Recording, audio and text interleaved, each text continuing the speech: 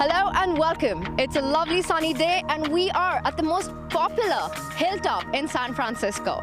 The Twin Peaks rise almost 1,000 feet and this is where you want to hike up to for the best views of the Bay Area.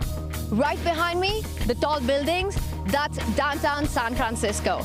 And while it's cool and calm here, it's the players at Shack 15 who need to keep their cool as action is heating up at the Meltwater Champions Chess Tour Finals.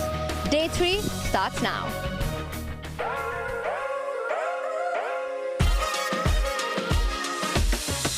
Unbelievable how he finds that move. We've got to call that Prag style. He's going to win the tournament. He's going to show the checkmate to us. Wow. He's taken it. He's done it. Magnus really looking happy with himself. It's going to be checkmate. Magnus shaking his head. Has, Oh, look at the bar. 3 seconds. 1 second. Make a move. Whoa, okay, crazy tactics. This is just one of the most beautiful games I've ever seen. This is a dude move, isn't it? Direct. Wow, he's going straight for the kill. He is out to win this tournament. This is so difficult. Whoa! Oh! No way. Whoa! What is Anish Giri doing here? Oh! He's just given up his knight for a pawn. Is this, I mean, either this is genius or it's a mouse slip. Wait. This move is breaking the rules. Magnus Carlsen is furious. What is happening?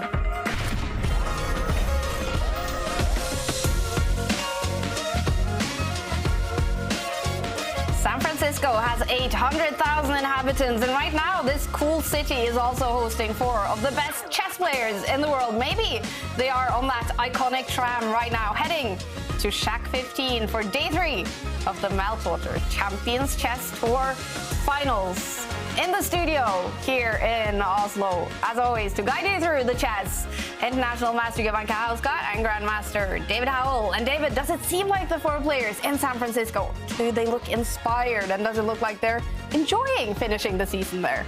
Yeah, it looks like they're all having the time of their lives, but on the board, it's been a bit of a mixed bag. We've got Magnus Carlsen, who's been on fire, Anish Giri, who's been showing some really exciting fighting chess, but Prag and Wesley So, the other 2 out there in San Francisco, struggling a bit, not at their best, so they need to bring their best game today.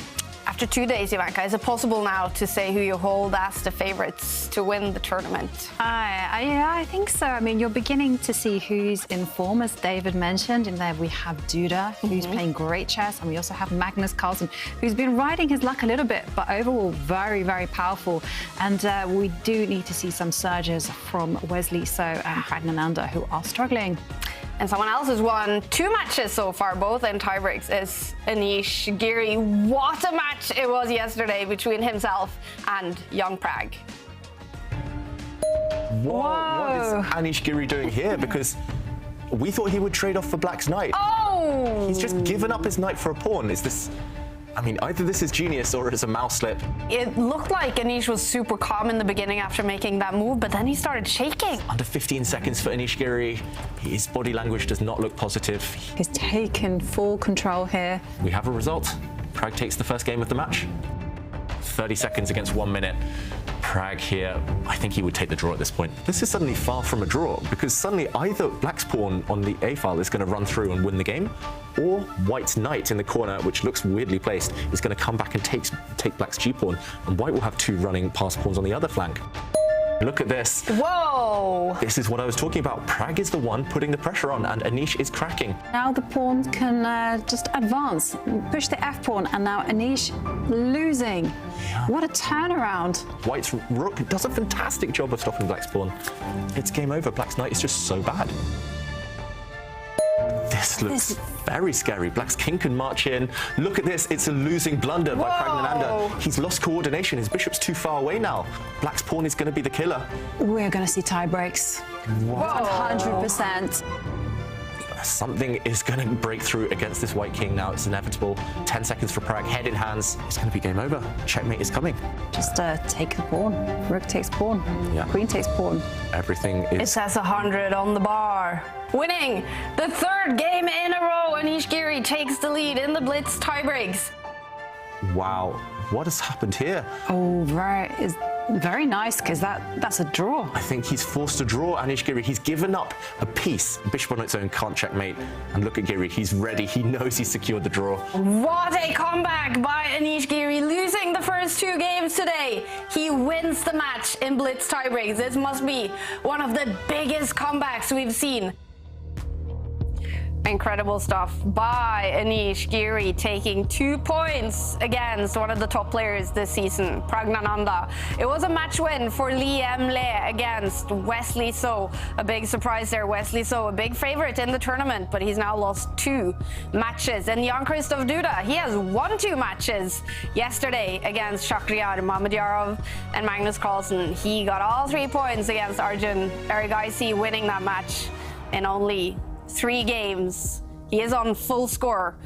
Magnus Carlsen, same as Jan-Krzysztof Duda, 6 points. But has he looked super solid? It feels like there's a bunch of blunders. Is he blundering more than before? He's very harsh on himself, Magnus Carlsen, and he has used that word blunder a few times. I think his game as a whole is stronger than ever. It's just as good as it has been for the last 10 years, Magnus, but it's the consistency. Just 1 or 2 moves here or there, maybe losing focus, relaxing too soon. It tends to be actually in the later stages of the game when he's already built up a winning advantage, then he lets it slip. And that's something we're not used to from Magnus Carlsen. That's something he has to eradicate from his game. But yeah, he's still the guy to beat in this tournament. And he is on top of the table together with Jan-Krzysztof Duda, both on 6 points. Anish Giri and Liam Le, they both have 4 points. Anish Giri has won both his matches in tiebreaks. Mamedyarov won the first match and he is on 3 points. Only 1 point for Prag, and on bottom of the table, Arjun Erigaisi and Wesley So both still on 0 points. And these two, Magnus Carlsen and Shakhriyar Mamedyarov, will face each other today, and that's going to be super exciting. What chances do you give Mamedyarov? I mean, I've got a smile on my face, Kaja, because it's going to be fun no matter what happens. Mamedyarev's chances might not be great, but actually he has had a good time against Magnus this season, at least, on the tour. He beat Magnus the last time they played, and if he can show his magical best, Mamedyarov, Magnus cannot relax. He cannot take it easy. So Magnus' favourite, but Mamedyarov, he will entertain us. Yeah. And let's take a look at today's matchups, because we have some cool ones coming up. This one, Jan-Krzysztof Duda on fire, up against Anish Giri today. Anish sitting in San Francisco. Wesley So, he needs to start scoring some points, and today he is up against another player on 0 points, Arjun Erigaisi. Pragnananda, he lost yesterday. Today he faces Liam Le, coming from a big win against Wesley So yesterday. But we will follow world number 1, Magnus Carlsen. He is also the tour winner today against Shakhriyar Mamedyarov, who played in the final in the previous tournament, the AIM Chess Rapid. He won the first match here. Is he just getting better and better in this online rapid format? He's looking good, Mamedyarov. As you mentioned, this season it's gone on an upward curve for him. Yesterday, he had a bit of a tough time against Duda. It was a great match by the Polish player, but yeah, he is just looking in top form. And he mentioned it himself. He's played some of the most beautiful games of his whole career just this year. So yeah, he's just looking great. Yeah. And 1 year ago, these two actually played another match against each other in the tour finals of the 2021 season. And that match was simply epic. I remember the tour final when you played against Magnus. You won with a white, then Magnus won with a white, then you won with a white, then Magnus won with a white. And in Blitz as well, white win for both. And then Armageddon, I think. Yeah, Armageddon played with white, yeah. Yeah, of course, it's every time to play against Magnus is a big pleasure, and it's very nice to play against him much. I mean, in one day, 10 games is very nice, very interesting. I say after match, I say with my second, maybe I am only chess player in the world to beat Magnus Carlsen one day, 3 games and lose match. Yeah, that's true. Yeah, nobody can beat 3 games Magnus Carlsen in one day and to lose match. Yeah, I mean, it's for me interesting. I mean, I was very happy with this match. What a match. 4 rapid games, 2 blitz games, an Armageddon game. All of the games was won with a player with the white pieces. Magnus eventually in Armageddon. But is there any chances we can see the same kind of drama today between those two, Jovanka? You know what? I wouldn't bet necessarily against that happening, because we have seen Shaq play some incredible chess over the tour. I mean, just look at his games from the AIM Chess Rapid. They were just superb. And if he brings that to the table today, then anything can happen, and we might even see Shaq beat Magnus again. Yeah, because they have played another match against each other this season in the Oslo Esports Cup, and that was a huge match win for Mamadjarov. Final round of that tournament, winning 2 games to take the title in that tournament away from Magnus. I mean, how impressive was that by Shakhriyar, David? It was incredibly impressive. The games were really high quality as well. Magnus was in decent form. Magnus was leading, and Mamadjarov played the role of spoiler. And Magnus, he does bear grudges. He will have a score to settle. And yeah, I mean, I just love the clash of styles today. It's going to be so fascinating to see those games. And it is maybe one of those opponents where it's actually kind of hard to say that Magnus Carlsen is the favorite, because if you take a look at the head-to-head scores between them, 5 wins for Magnus, 5 wins for Shakhriyar Mamadjarov from last season and this season. They are on 50%. And actually this season, only 1 win for Magnus Carlsen, 3 wins for Mamadjarov. Is it possible to say that Mamadjarov is a slight favorite today? I think so, if you just consider the statistics. But I mean, Magnus Carlsen is Magnus Carlsen. We have always seen him level up as well, especially when he wants to. And here we see the world #1 arriving, Shaq 15, in San Francisco, ready for day 3 to face Shakhriyar Mamadjarov. Hey Magnus, how are you doing today? I'm okay. It's Shaq today, and with his aggressive style, are you looking forward to some chaos? Yeah, I think this could go. Yeah, this could go either way today. Now, we know that in Miami it was the podcast, and we've been...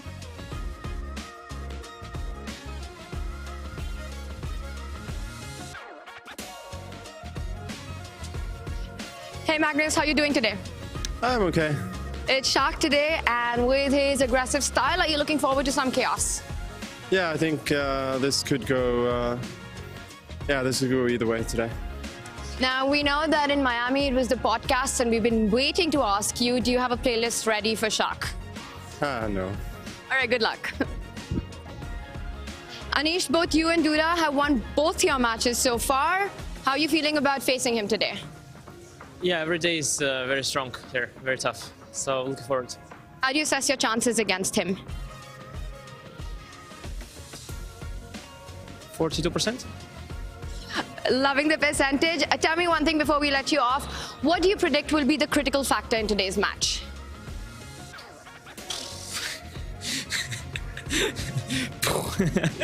All right, on that note, all the best. Wesley, how are you feeling today? Very good. Another day, another match.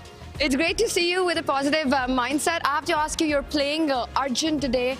It's a critical match for both of you. Fair to say that for the upcoming rounds and getting back on track? Well, I wouldn't say it's critical. It's just another match, basically. a new match, a new day. Take it one match at a time.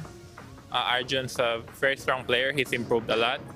He's reached over 2,700 recently. He's one of the best young talents of Indian chess. And it's actually my first time playing him. So I'm very excited. I've been watching his games. I watched his games in the Olympiad. And I'm very impressed by his play. But I'm not exactly sure how he does on speed chess with lower time controls. We look forward to a big fight. All the best, Wesley. Yeah, thank you. Wesley So and Pragnananda, 2 of the 4 players in San Francisco. Game start at 12 o'clock for those 4 players. Liam Le is also in the US, sitting in St. Louis. Today, a big fight is between Magnus Carlsen and Shahryar Mamedyarov, who starts the first game at midnight in Azerbaijan. We did talk to him the first day, Mamedyarov. He struggled a little bit with playing at night. Yeah, he had to adopt his or change his strategy. He said that he started to play a lot more solid chess towards the end of the day or the beginning of the morning, so we speak. But when it comes to time control, I mean, Shaq did say, you know, they're all professional chess players. They will have adapted. Yeah. 3 days now into the tour finals, so hopefully they have adjusted to the late time for the players who are not right here at the Ferry Building in San Francisco. And David, what do you expect from this match? What kind of chess are we in for with Carlsen against Mamedyarov? Well, I think it depends on Carlsen's mood more than anything. If Magnus wants to really shut down Shahryar, in the past he's let him play, he's let him entertain, he's kind of tried to meet fire with fire, and that has favoured Mamedyarov. Sometimes you just have to be cynical. You just have to forget the fans, forget the entertainment factor, and just try to bore your opponent to death in a way. And that could be one strategy from Magnus. I do feel it would be foolhardy to really meet Shaq on his own terms. So Magnus, the thing is, these days, he loves a fight as well, so it will depend on his mood. I think I figured out that when the players go that way, I'm trying to figure out the Shaq 15 building, but probably this is heading into the arena. Yes, it is. So here Magnus Carlsen comes for the first game on day 3. Pragnananda is right behind him. And Prag, he needs to start scoring some more points. He is up against Liam Le today. Anish Giri is already sitting by the board, so is Wesley So. Here comes Magnus Carlsen. He's gonna start with the white pieces against Mamedyarov, and we do know from last season that white pieces meant a win for that player with the white pieces.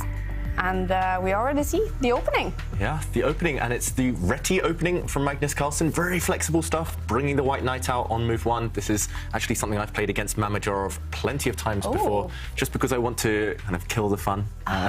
If you go direct, if you open with 1e4 or 1d4, the most kind of traditional, most popular moves in chess, he has some really aggressive weapons there. So by doing what Magnus has done, just pushing a pawn now, Magnus is guaranteed a very solid setup. White's bishop is going to fianchetto. White's king has a nice home now on the king side. There won't be that many exchanges. The position won't open up yet. And Mamedyarov playing a bit of copycat, pushing a pawn as well. This is known to be very, very solid for black. Yeah. I have to say, this type of formation is also very popular with Shaq. I mean, I see it a lot in his games. I mean, he tends to favour it by pushing the d-pawn 2 squares forward, and both players will be in their element, especially in the opening. Yeah, and I've actually seen them have this position before in the past, and I think that time Magnus pushed his a-pawn forward 2 squares, just creating a pawn sacrifice. It looks a bit like a Queen's Gambit now, White, and this looks very much like a Queen's Gambit now. White is giving up this pawn that's just been captured, and traditionally this has a very dodgy reputation actually for White, but modern computers have shown that White does have sufficient compensation for the pawn that's been sacrificed. Yeah. And look at this, Magnus staring up into the air.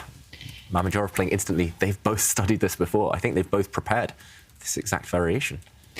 Definitely, and I know that Shaq is very familiar with this pawn structure. He does like to grab the pawn, so he's not averse to being a pawn up, but having an uncomfortable position. And Magnus, we've seen this type of thing from him many occasions, and there he goes. Knight gets developed. Yeah, and the reason we say that black's position is a bit uncomfortable is because if you look at the centre of the board, white has those beautiful pawns on e4, d4. either of them could step forward at any moment. You could make an argument for stepping forward with one of them now. One pawn could hit a knight if you push white's e-pawn. The other pawn, d-pawn, stepping forward would explode the position open. Look at white's rook in the centre as well, staring down at the black queen indirectly. Yeah, it's a tension-filled position, and both sides have reason to be happy. Magnus doesn't care about being a pawn down. This is modern Magnus, Magnus 2.0. Since 2019, he loves these types of ideas. But, OK, he does step forward immediately. He does, and up until this point, so they were actually following a game that Shaq played with the white pieces against Richard Rapport in the AIM Chess Rapid, so will be fresh in his memory. And wasn't that an epic game? Oh, not from the preliminaries. Yeah. Was it back then? It was the game for knockouts. Ah, OK. Yeah, and we have just... I mean, it was so quick, we almost missed it there. It was lightning fast, but we've just seen a few moves, and Mamedyarov has sacrificed a knight for 3 pawns. And this is really dramatic because he has great compensation for the knight. Black's pawns, look at all of them. There's 8 pawns still on the board. White only has 5 left. So if we do a bit of counting, white has a knight, black has 3 pawns. Technically, it's balanced, but who does it favour here? I'm loving the aesthetics of black's pawn structure, to be honest, especially on this left side of the board. They're so far advanced, they look fantastic, but white's knights are getting ready to jump around. They're a bit tricky to deal with, and both players have gained time from when they started the game. It's already moved 14 in a very, extremely rare opening, and this is, I mean, this is a surprise to me. This is not Magnus playing it safe. I said, play boring, try and just slowly grind down Shaq. That's your best bet. But no, he's, again, trying to fight fire with fire. And this one is started really, really excitingly. So is it Mamedyarov sacrificing a knight for 3 pawns, or Magnus sacrificing 3 pawns for a knight? What to do? It's a good question, Kaja. It's like, is the sky blue? Is that, what came first, the chicken or the egg? Yeah. But, yeah, I mean, normally we say you've sacrificed if you've given up a piece rather than pawns, even though technically it's level material right now. And the reason I say sacrifice as well, white's knights do look pretty good. One of them is in the black half already. On that left side, it can jump back if it needs to. The other knight might jump forward now. But, OK, first Magnus secures. He anchors that knight on b5 to an outpost with this pawn push. You said that yesterday. That's a very Magnus move. He loves pushing that a-pawn. He loves pushing, yeah. And again, this is Magnus ever since 2019, when AlphaZero really revolutionized top-level chess by pushing Harry the h-pawn up the board and also pushing the a-pawn up the board. It's just all about space. It's about control. Actually, in a way, by pushing your rook's pawns, you activate the rooks behind them.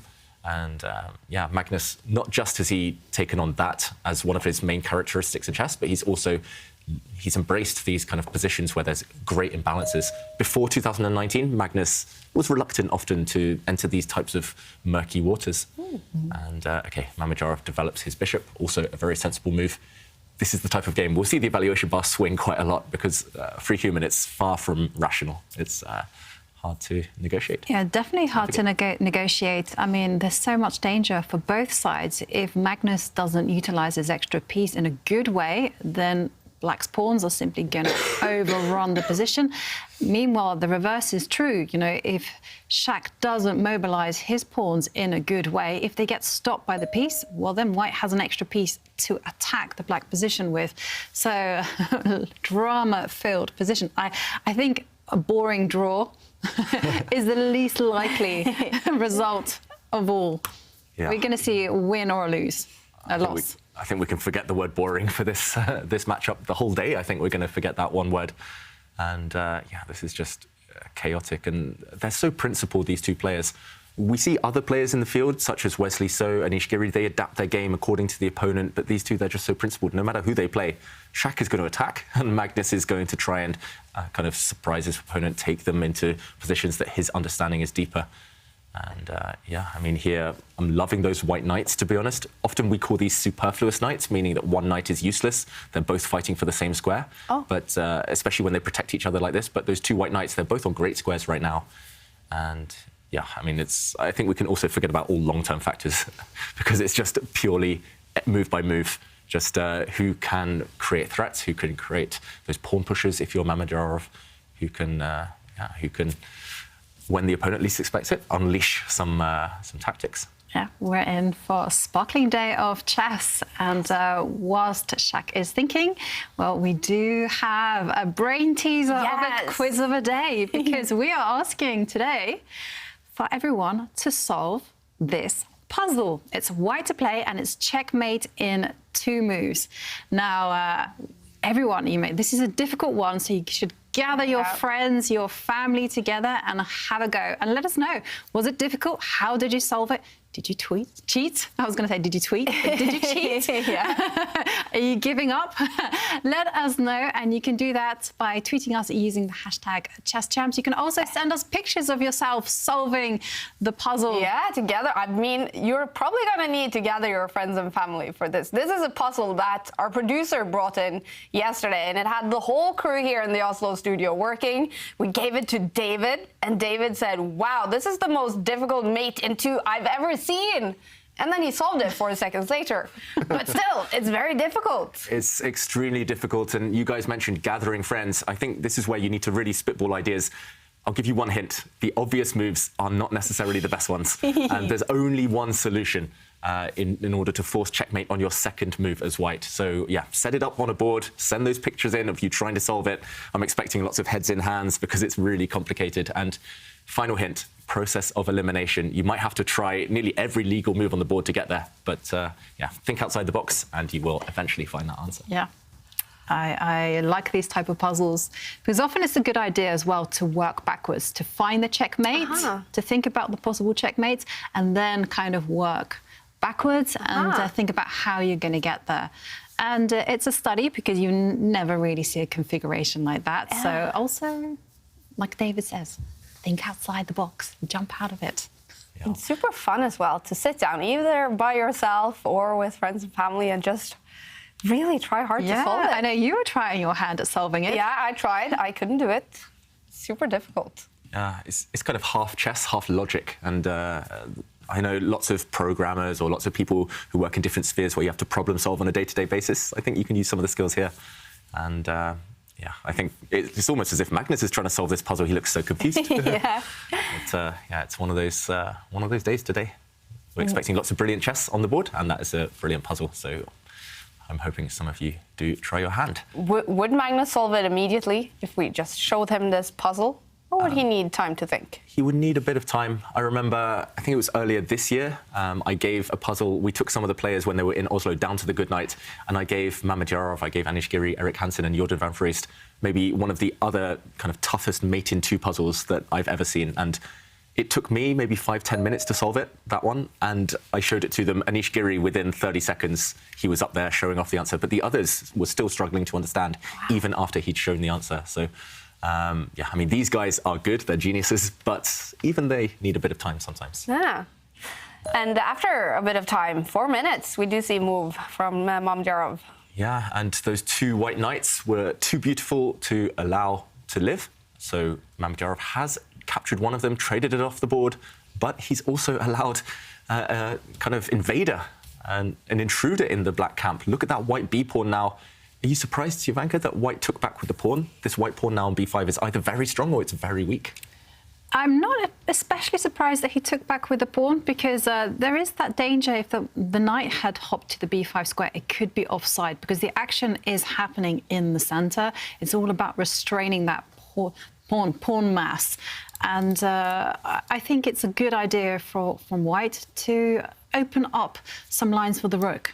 Yeah, the benefit is actually keeping this rook on a1. You haven't moved it, but it's suddenly become active. That's why we always nowadays become accustomed to these players kind of pushing their pawns just like Magnus did in this position. And you don't always have to swing your rook across the board in order to get it active like this. Often you can just activate it without even moving it, and that's what Magnus has done in the current position if we go back to it.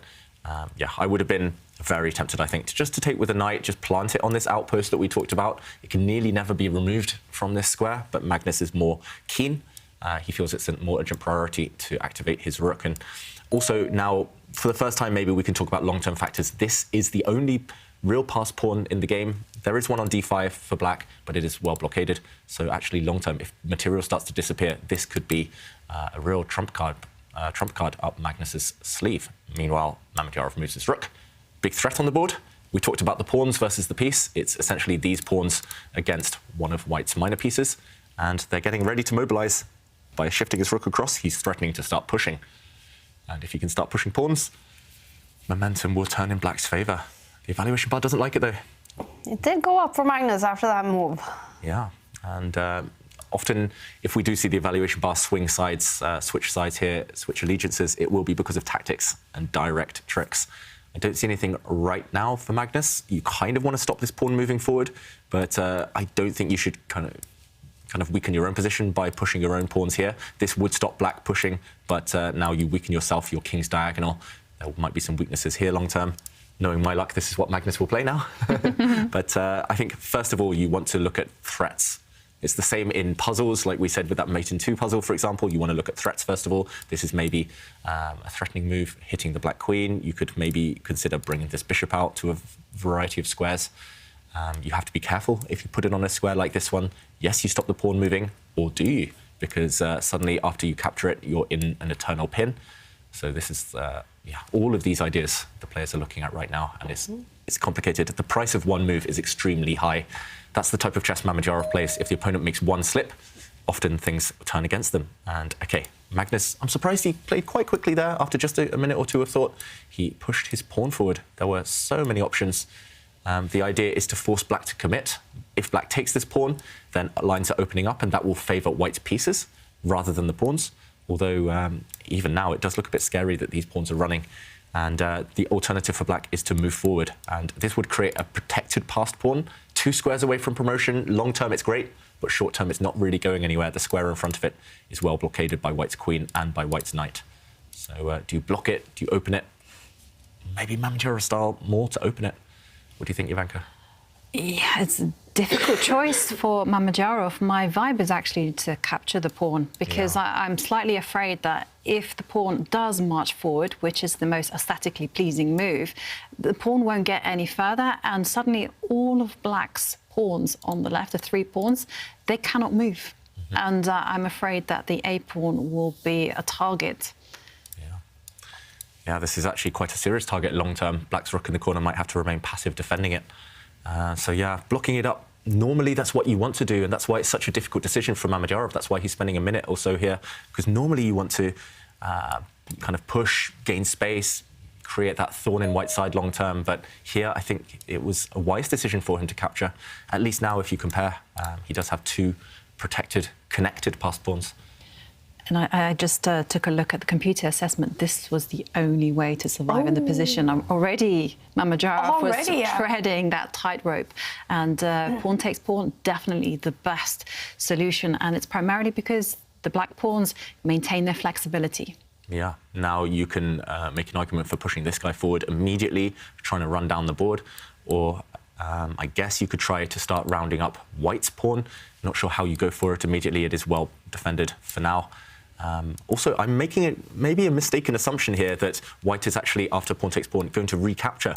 Magnus has paused. Is he looking for something other than this? It looks almost suicidal at this moment to leave these pawns alive. Do you think he's going to jump forward with a knight and try to attack the base of the pawn chain, the A5 pawn? Yeah, so you gain time against the queen, you hit that, and if you can win the A5 pawn, that's a very good start. I think the problem for black here is, where's the queen going to go? There's no safe squares along this diagonal, actually, because if you plant the queen on this square, you get hit by white's bishop. And likewise, if you plant the queen on this square, you will get hit by the white bishop as well. You lose time. Oof, if Magnus plays that move, he's got... I mean, he's in a brave, brave mood today.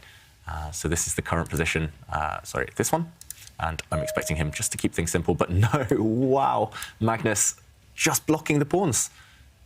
I mean, rooks are not good blockaders, that's got to be said.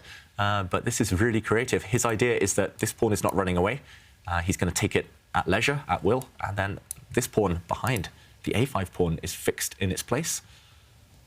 I mean, how do you come up with a move like that? That would not be on my radar at all. This is what separates the top 10 players in the world from the rest of us. It's just so creative.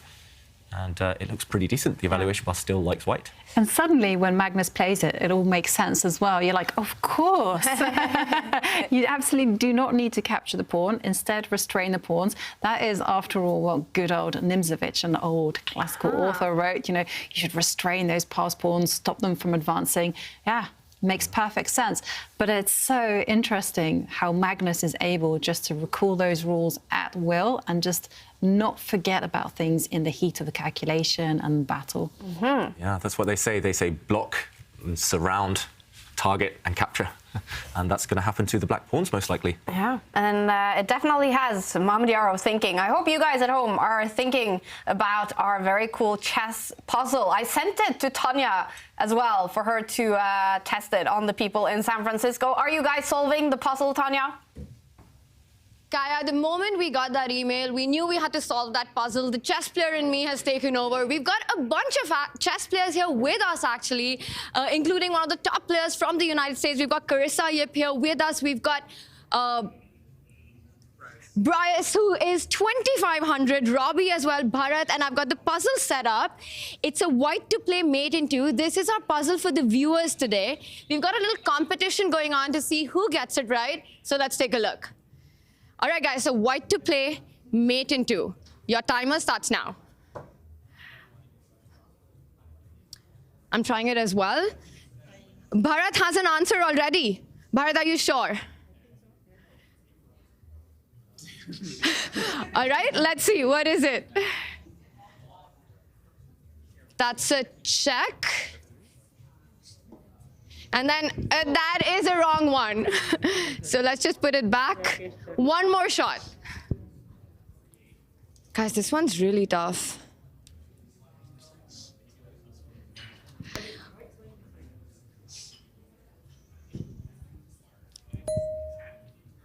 While we've got a bunch of really strong players trying this out, all the best to our viewers with this puzzle. We'll be back with the answer. It's a really tough one. It is a tough one, and Yeah. I can see some people have tried their luck on Twitter, sending us what they think is the answer. And I can just tell everyone, you got it wrong. Oh. No one has got it right so far.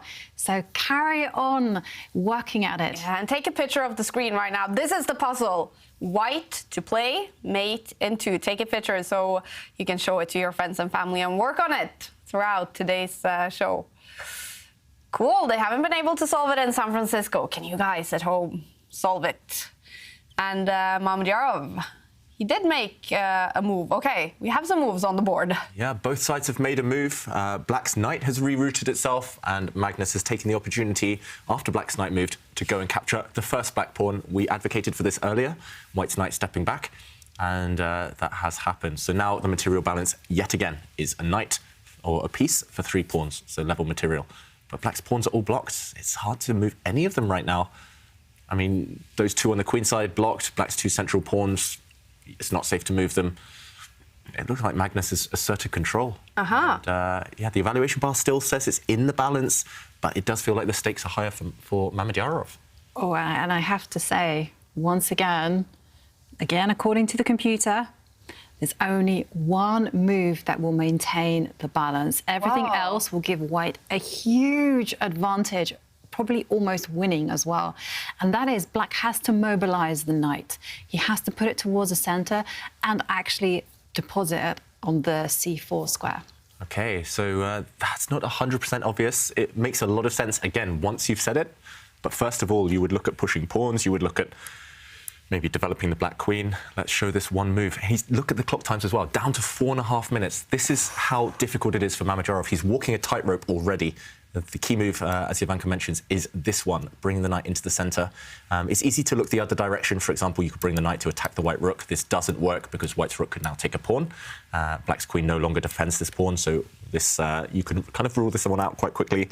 But Mamadjarov, will he find the key idea, the whole concept? As Jovanka mentions, is when this knight is attacked, or at some point it will plant itself on a nice outpost. It doesn't look like maybe the most secure outpost, but it's strong enough for now. And there will be threats, for example, of jumping in, forking the 2 white rooks. So this is the key. If he doesn't find this knight jump, it's going to be all about Magnus and his extra pieces. The black pawns will be less relevant. 3 minutes now. Can he find it? He's down 8 minutes on the clock, Mamadjarov. Oh, yeah. I was just going to say the big problem for Mamadjarov is if he does not find this move, then the white forces are just going to swing themselves over to the A line, and the pawn on A5 is indefensible. So There's only one move. The timing is now. He has to play it. Yeah, he has to play it, and actually the logic is here. Essentially, when white slides over to attack this pawn, your knight is just in time to come and defend it. And yeah, you hold everything together and the game goes on. The balance is maintained. But this is what I mean about kind of taking your opponent into that deep, dark forest. Often they only have that one move every time, otherwise the evaluation swings. If they find it, they have a good position, as Mamedyarov would here, but it's so difficult when every turn you're being forced to be so accurate. You can't just rely on instinct in a position like this one. You have to calculate, you have to be precise. And yeah, I mean, I'm not sure I would find it, I've got to be honest. But Mamedyarov, I have faith in him. It's just costing him so much time. Spent 4 minutes on this one move, and we're only on move 20. Yeah, that could be decisive later in the game. It looks like starting with the white pieces, it's just a huge, huge benefit in this matchup between these two. Do you think he will find it? You said you have belief. I'm thinking he's taken a long time. Yeah, I'm not sure he's going to get there. They do say long think, wrong think, right? So the longer he takes, the less likely he is to find it. But OK, knight to e5, that is the move we're looking for from Mamedyarov. Anything else? And white is in control. And he's ticking under 2 minutes after 20 moves. Magnus still has more than 11 minutes on the clock. Even if he finds this move, this is going to be dramatic. And this won't be the last time in the game that he's got a narrow path to find Mamedyarov. There will be future moments, critical, even more critical than this perhaps, where he has to find only moves. And how can you do that with 1 minute against 11? And also against this happy chappy. I mean, he looks like he's in full control. He's perfectly satisfied with his pieces, and he doesn't find it. No, he did some calculation here, and OK, we see a bunch of quick moves, a bunch of exchanges. So he's relying upon this variation, Mamedyarov. He calculated it, but it doesn't work for black. So right now, both queens are attacked. White's knight could have taken the black queen, but white's queen would have fallen to the black knight.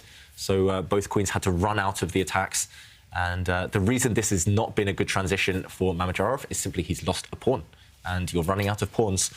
So now white has an extra piece, an extra bishop, for only 2 pawns. That is quite a significant advantage. And there is a couple of threats on the board. Black's knight is attacking white's rook, black's queen is attacking a pawn, but Magnus can just safely move his rook out the way, I feel. And yeah, there are other pawns ripe for picking. White's knight is going to retreat and take the black pawn on b4 at some point. Everything's just starting to collapse. Wow. Totally is. And this looks like he's digging this position, and it looks like it's a great start to the day for actually all the players in San Francisco. The bar is way over to Wesley So's side in game 1 against Arjun Erigaisi. Wesley, who has lost both matches so far, it looks like he's going to get a great start against Arjun on day 3. And in the game between Duda, sitting in Poland, against Giri, sitting in San Francisco, I think the bar is slightly over to Anish Giri's side. This is a battle between 2 players who have won both of the first matches, Giri in tie breaks. And then Pragnananda, who had a horrible day yesterday. He won the first 2 games against Giri, but then lost the match in blitz tie breaks. But here on day 3, first game against Liam Lea, the bar is way over to his side. Really looks like the atmosphere is good in San Francisco today. Yeah, it feels like the players, they're getting in their groove. They're starting to motor now after, yeah, a bit of a slow start, especially from Wesley and Prag. But I'm looking over those positions, especially for Prag. It's such, I mean, it's such incredible bounce-back ability, as we say in sport, just to turn it around after yesterday, which was really heartbreaking, we've got to say. Losing, what was it, 3 games in a row yesterday, Prag, when he was on the brink of victory. And already he's dominant in that first game against Liam Lea. Magnus, meanwhile, yeah, he's just nodding. He's got boss mode on right now, swigging that water. It just looks very good. Now, under 1 minute as well from Mamedyarov. He's 10.5 minutes down on the clock. And he's down on the board as well, material. It looks one-sided traffic now. And it just turned on that one move, that one moment, that knight jump. Which direction to go with the knight? Centralize the knight or go off to the side? And I think that's one pitfall that I've fallen for thousands of times in my life. A lot of players do. We try to calculate in a position where we should just be improving our pieces. Black's best move was to just improve his knight. He calculated, but 3-4 moves down the line, he's starting to shake his head. he's just a pawn down, and it's going to be more. He's under 30 seconds, and this is the problem with chaotic positions. You know, you have to either calculate or, as David says, just take those simple decisions to improve your pieces. And the problem here for Shaq is just simply a piece down. And after knight takes pawn, oh, can you? No! I fell for that trap there. You cannot capture the pawn because Shaq is relying on the bishop swooping into the c3 square, attacking the rook and the knight. Yeah, it gets really complicated actually here. Magnus is doing some calculation. He can take two different pawns, but one you have to do a lot of calculation. The other one I think you can play quite safely. And like you said, Jovanka, the first natural one is to take this pawn. It looks very dangerous, but you have to do some calculation after the bishop swoops in to attack the rook and attack the knight. And here there are tricks. I'm trying to work it out. I'm not sure of the evaluation, but if white's knight, OK, he's taken the other pawn, but white's knight could, for example, have taken here. There's a pin along this line, and we do some calculation. This is capture, this is a check. And at the end, if black's king takes this knight, there might have been a fork. So maybe this was possible. But Magnus decided, OK, this was too long a variation, 5 or 6 moves deep. Why not keep things simple and take another pawn instead? Bishop takes pawn, and again, this utilizes a pin on the e-file. Black's pawn cannot go and take this bishop because of rook takes rook. Whoops, not rook there. Rook takes rook with a check. So, yeah, Magnus taking a pawn back, utilizing this pin. The rook was attacked now. You just maintain the tension on the e-file, and black's king moves. So right now, white has an extra bishop for just 2 pawns. The 2 pawns are, at least for now, blockaded. And, OK, Magnus takes a step back, and he's going to take another step back with his bishop just to make sure that this pawn never, ever advances. It should still be good for Magnus. Still some work to be done? Definitely some work to be done. I mean, it's not easy at all. And he retreated his bishop to a different square. I didn't expect that one. I thought he would keep an eye on the passed pawn, and instead deciding that the knight is the best blockader for that piece. The big problem for Magnus, though, is that if black were just simply to hold tight, it's not necessarily that clear on how white is going to round up the renegade pawn on b4. Yeah, that's true. You can blockade this pawn, which Magnus will most likely do right now or on the next turn. But once you blockade it, yeah, it still takes a lot of work, maybe 10, 15 moves to even try and threaten this pawn. OK, Magnus, this is a very Magnus type of move, just improving his king instead. But the pawns are starting to roll for Mamedyarov. He wants to start advancing this pawn as well. I'm expecting Magnus at some point as well to take a timeout, maybe just to block the advance of black's central pawn. So this pawn might be blocked if white pushes the pawn to f3, and this pawn will be blocked as well. It is winning. We know it's winning. These two players know it's winning, but it does take time. And we have seen Magnus occasionally slip up throughout the tour this season. It's normally when he relaxes a bit too early. Yeah, but here I think he will be on point. I think this is the type of position where you have to keep your vigilance, because one slip up and suddenly the black pieces will become active, and the passed b pawn is very, very dangerous. Yeah. So definitely work to be done. I'm predicting that, like you say, restrain the pawn, then the knight retreats backwards. Some pieces get improved. Yeah, block this pawn, and yeah, I mean, the clock time is the other main significant factor right now. It's going to be so hard for Mamedyarov with 1 minute left to find any defensive resources or to even seize an opportunity, even if Magnus gives him one. How do you calculate your way out of trouble with only 1 minute left? It's looking very good for white, and we might say that a lot today. Looking good for white, especially between these two players. And stylistically as well, Mamedyarov, he can get the type of positions he wants when he has the white pieces. He can play on the front foot from move 1. In this game, he never really got there. He played that really, really dramatic, controversial piece sacrifice for 3 pawns. I'll still call it a sacrifice, but it hasn't really paid off. If queens are on the board, it might be a different situation. But right now, without queens, we can see Mamedyarov's pain. Oh, yeah. So frustrated. Yeah, the problem also, okay, not only is he material down, he will have to calculate what is going to happen after every piece trade. You know, is it possible for white to trade off bishops? Is it possible to trade off rooks? Is it going to be good for him? Chances are he cannot trade a single piece. And there you see he is suffering, and Magnus just improves his rook. He's getting ready to trade off the dark square bishops. Yeah, And he has to remember Mamadjaro. He's probably going to lose with the black pieces in all the games today, but he's probably also going to win with the white pieces.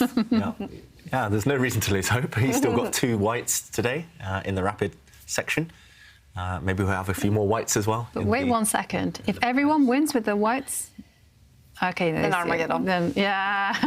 Magnus, as the leader in the tour standings, can choose colours in the Armageddon.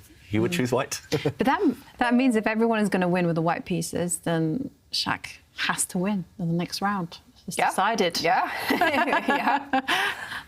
Definitely. Black's king coming towards the centre, but this isn't really going to help. There's too many pieces left on the board for the kings to play a major role right now. And white, as expected, does just drop back and blockade. Shaq is trying to push pawns. Fair play to him. There is a saying that if you're down on pawns, you should exchange pieces. If you're down on pieces, which Shaq is here, you should try and exchange pawns. So even if Black's pawns on this side, even if they advance and trade off, that could give some saving chances. It's over. Wow, Shaq just resigns? OK, it was losing, but that feels premature. An early resignation from Shaq with white's rook about to get active. Massive win for Magnus Carlsen in 34 minutes. He wins game 1 with the white pieces against Shakhriyar Mamadjaro to take the lead in the match. He now has 25 minutes to get ready for game 2, so will he stop for a comment with Tanya?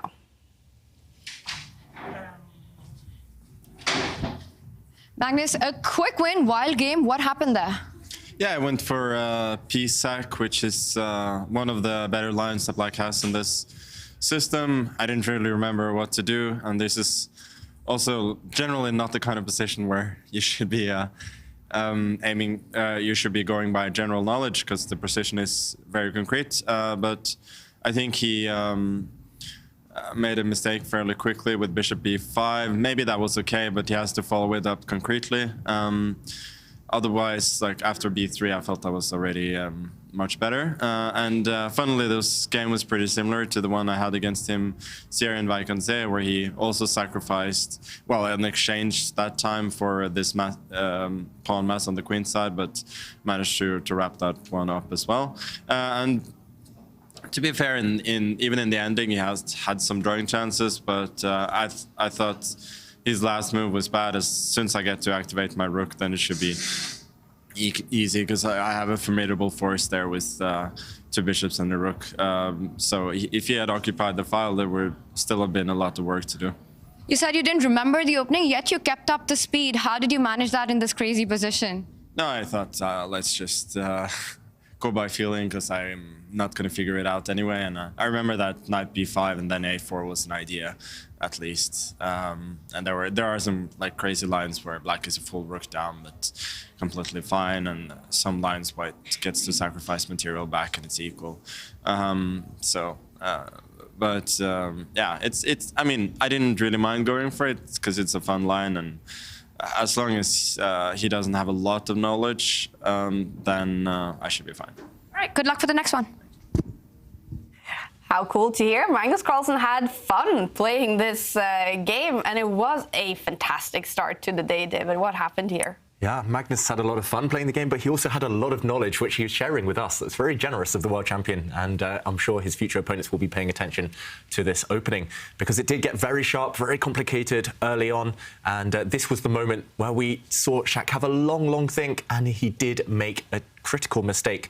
It's all about improving the black pieces. The knight needs to be improved first of all, and the other secondary priority is to protect this pawn. So Black, as we mentioned earlier, should have centralized his knight, getting ready to bring it to the c4 square. A nice outpost. It's hard to kick the knight away from the square, and it does protect Alice, the a-pawn.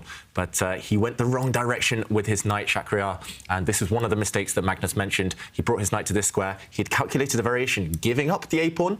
Magnus took it happily, and now the black knight jumping forward, but he'd miscalculated that in this position, after the white knight attacks the black queen, yes, Black can counterattack against the white queen, but Magnus doesn't have to react. He can just simply move the queen out of danger. No captures are obligatory there, and the problem for Black is the queen is attacked. There's no time to take White's rook, and when Black's queen moved out the way, White's rook moved, and as we saw, White now has an extra piece for only 2 pawns. It wasn't sufficient compensation for Mamadjarov, and he actually resigned pretty soon after this.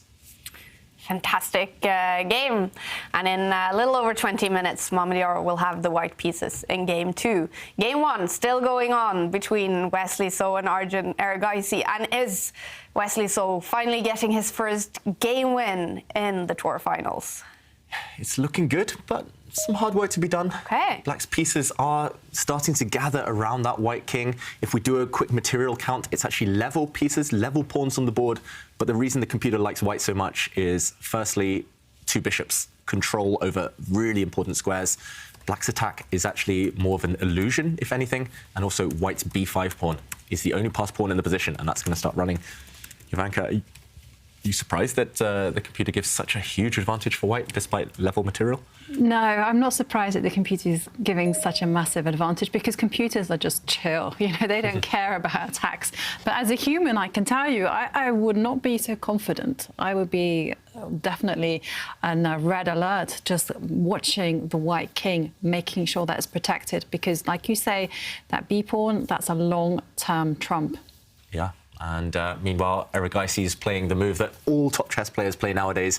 If they want to just make the position messy, if they want to scare the opponent, they push the h-pawn forward. And, OK, Wesley, he's trying to say it's not just long-term, it's also short-term. That white b-pawn only 2 squares away from promotion now. The black rooks can blockade, but they will be tied down if they go in front of this white pawn. And they'll be unable to participate in any potential attack. If you look at white's pieces, the white king looks like it's a bit lonely over there, but along the second rank, the white queen actually defends the key g2 point. And black's queen and knight alone, that duo, yes, they're a fearsome attacking duo, but right now, they're just not creating anything. They need to kind of, they need some support, some backup. Yeah. And all the meanwhile, he's moved his rook 1 square, just keeping an eye on the passed b-pawn. I predict that the h-pawn probably has to march up the board as far as it can go. And try to get some weakness or some hint of a weakness somewhere. Because sometimes what you need is ghosts. You need your opponent to be afraid of something and start contorting, making bad decisions. Yeah, it feels like Wesley is slightly afraid, at least, of some attack against the white king, because look at the clock times. Wesley's down at 40 seconds. He spent a long time since we jumped into this game. And I can understand. The white king, yeah, it is a bit of a target. And Wesley's another one of those types of players. He fits the mold of someone who doesn't really want to be attacked. He wants a risk-free advantage. And this is an advantage for white. We're not debating that, but it's not risk-free. If you abandon your king, you might get checkmated. If black can whip up some kind of storm against it, create some weaknesses, as he's trying to do, as you mentioned, Jovanka, with this h-pawn advance, then suddenly things are less simple. And you don't really want to go and capture this black knight with white start square bishop, because that would only open up black start square bishop potentially. And, OK, he's inviting some sacrifices. Ooh. This looks risky. Black's knight could take this pawn. Black's queen could move. He's playing with fire suddenly, Wesley So. Yeah, and just saw the evaluation bar suddenly shift itself towards the centre. I mean, the first move that jumps out is sacrifice the knight. Take that pawn and give some checks to the king. Yeah. But you do have to remember that sacrifice pieces don't have to be captured. Yeah, they don't have to be captured. And also, some concrete calculation is required. Erigaisi suddenly leaning forward, looking excited. Here, there is a rule of thumb. Don't touch pawns in front of your king, especially when you're being attacked. It only creates weaknesses. As you mentioned, knight takes pawn looks so tempting. But after the knight is recaptured, we have to do some calculation. Maybe this check. If the pawn is captured, however, white's queen can swing across to the defense. And suddenly, after queen takes bishop, what's happening here? This is a check. Black's king has nowhere to run. This can be blocked by black's bishop, but it gets incredibly complicated. I mean, I have no idea of the evaluation here, and he has gone for it. He's played the most tempting move. Like you said, Jovanka, after knight takes pawn, it doesn't necessarily need to be captured. You could make an argument for dropping back with white's bishop, maybe, or you could just ignore this. But what is Wesley So's trick? What is up his sleeve? He's just given up a pawn, and it's all about just distracting the black knight. Now he's trying to force through this pawn by brute force. He's trying to eliminate the blockader. If, for example, the black knight retreats, he's going to eliminate one blockader and then a second blockader. This rook now, because it's pinned, can no longer hold back this white b-pawn. White will make a new queen. So black has to be fast. There's no time to just calmly retreat, for example. What is a fast move? OK, he captures this pawn. He takes it off the board. I'm expecting to see a trade of rooks now. What has Wesley got? He's 2 pawns down. He's got 10 seconds left. Computer still likes his position, but he doesn't trade off rooks. I said I was going to say maybe exchange off one of Black's defenders of his king. First, he steps into the center, hitting this black rook. Apparently, it might be a mistake. It looks like a mistake because the rook can just simply return to where it came from. And it feels like Wesley is panicking under the time pressure because he's taking all sorts of strange decisions. He's lost his big asset. The b-pawn disappeared. I mean, earlier he had pretty much the same position, just with a pawn on this square. Yeah. And what is his idea now? Because he's 2 pawns down, and Black's knight, if it gets a chance, will save itself. Arjun might just be 2 pawns up for nothing. Wesley so down to 2-3 seconds. Has he moved? Oh, he made a move with 2 seconds left. He captured this knight, but suddenly, look at this. Black is just going to capture this white bishop. Could also give a check as well. Yeah, you could give a check first along the diagonal and only capture this bishop next move. And I think you can get away with either. You can take this bishop, and if white takes this pawn, if you really, really want to play it safe, just retreat with the black queen. Swap the queens off, and only black can win because black has 2 extra pawns. It's opposite colour bishops, but it's Erigaisi now with the chances. Wow. Wesley's fighting for his life, fighting for the draw. In all the other matches, game ones have ended with wins for the player with the white pieces. But do you think it's unlikely that Wesley So will do the same? It's very unlikely now. There is some hint of an attack against the black king, especially on the light squares if white can give a check now, but black's queen should be able to swoop back and defend at some point. Yeah, it feels like Erigaisi, okay, by giving some checks, he's playing it safe. But yeah, he should be the only one to win this game, if anyone. Maybe Wesley can hold a draw just because there is this opposite colour bishops dynamic. Ooh, but take a look at that move. He's just moved his king. I would have thought it's so dangerous to leave the queens on the board. And now look at this. Yeah. The pawn is moving forward. Black's rook is getting ready to swing to the F line. You fear for Wesley's life? I do fear for Wesley. I fear that he's on tilt, actually. He's thinking back to the position that he had, and he's saying, I should have won. And there you can see him shaking his head. Oh, this is such a difficult position. I'm hoping that Wesley just throws in some defensive moves because I'm very worried for the white king. Wow, talking of defensive moves, he's brought his rook the whole way up. He's just trying to eliminate the rooks, get those off the board. He was too scared that the white king is more open than the black king. But yeah, it's both kings in mating nets, essentially. Neither king is completely safe while queens stay on the board. But by removing the rooks, Wesley has said, OK, no checkmates yet for you, Erigaisi. And OK, the rooks have disappeared. Yeah, black's so close to delivering checkmate, but white's queen from g6 comes and guards some key checking squares. So black can't, for example, use his queen to checkmate yet. Black's bishop is not participating in the attack, which means Erigaisi might not be able to give any decisive checks here. OK, Erigaisi bails out to a draw. He was too worried there. It was just too chaotic, too double-edged. And by taking the queens off the board, opposite colour bishops, black's extra pawn doesn't matter. I think it was a sensible decision, especially with the clock ticking down and the position threatening to get so wild. It's totally fair, and the players have agreed a draw. Oh, it was looking so good for Wesley So with the white pieces in game one here. But he still hasn't won a single game in the tour finals. Not in his best shape yet in the Meltwater Champions Chess Tour 2022. This is his debut this season, but he had a massive performance in the 2021 season. Looking over the other games, all of them ended with a win for the white player, but in this one, it was a draw. Will we hear from Wesley So in San Francisco?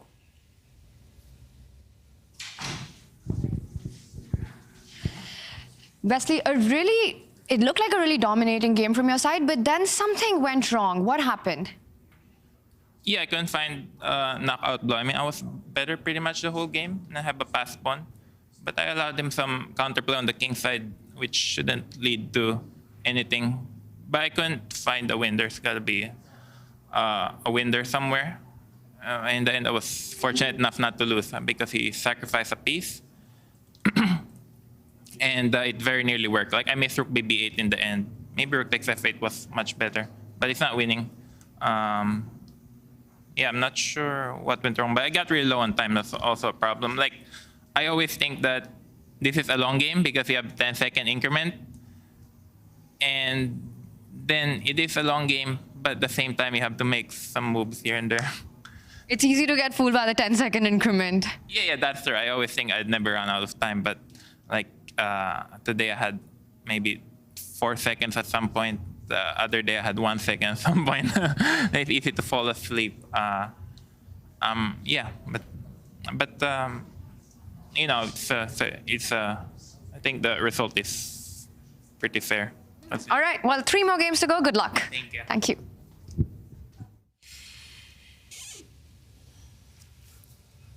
He was in some huge time trouble there, Wesley, so it ends with a draw. Oh, he had some great winning positions, though, but still 3 more games to go in his match against Arjun Erigaisi, heading back to his lounge. 12 more minutes until game 2.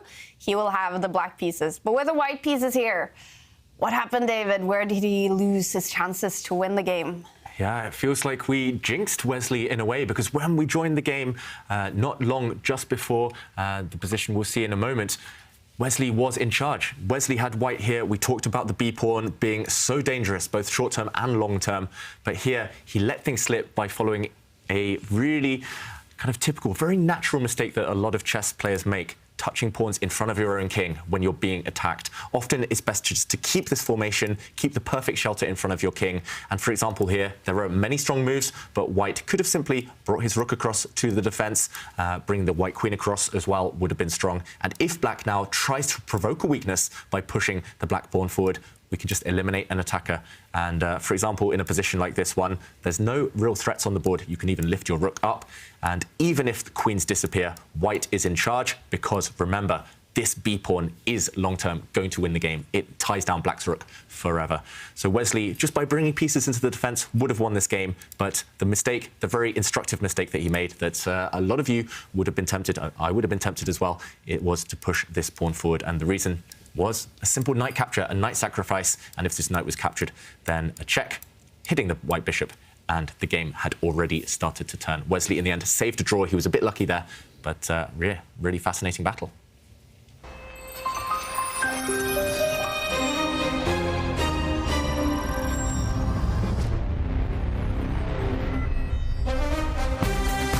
Magnus Carlsen won game 1 with the white pieces, but he will have the black pieces against Shakhriyar and Mamedyarov in 10 minutes. Game 2 in their exciting match. And Mamedyarov, he always plays to entertain, and that is exactly what he has done this season on the Meltwater Champions Chess Tour.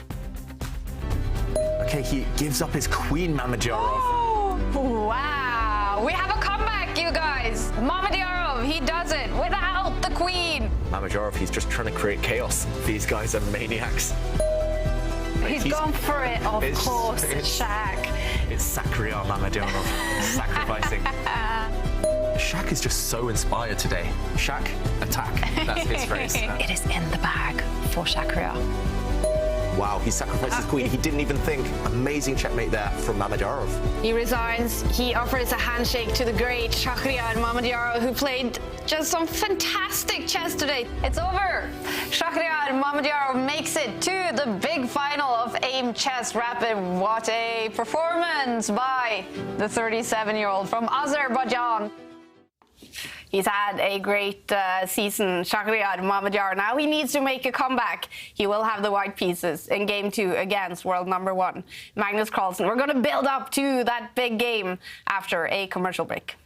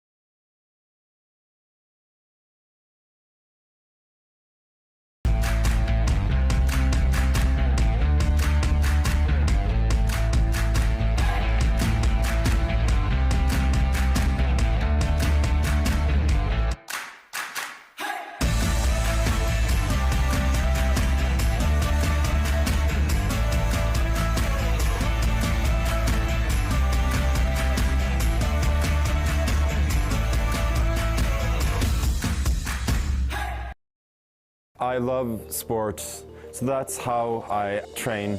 I do football, I've started playing paddle recently. I also do some exercises with a personal trainer, but he always tries to make it about competition because that is what motivates me.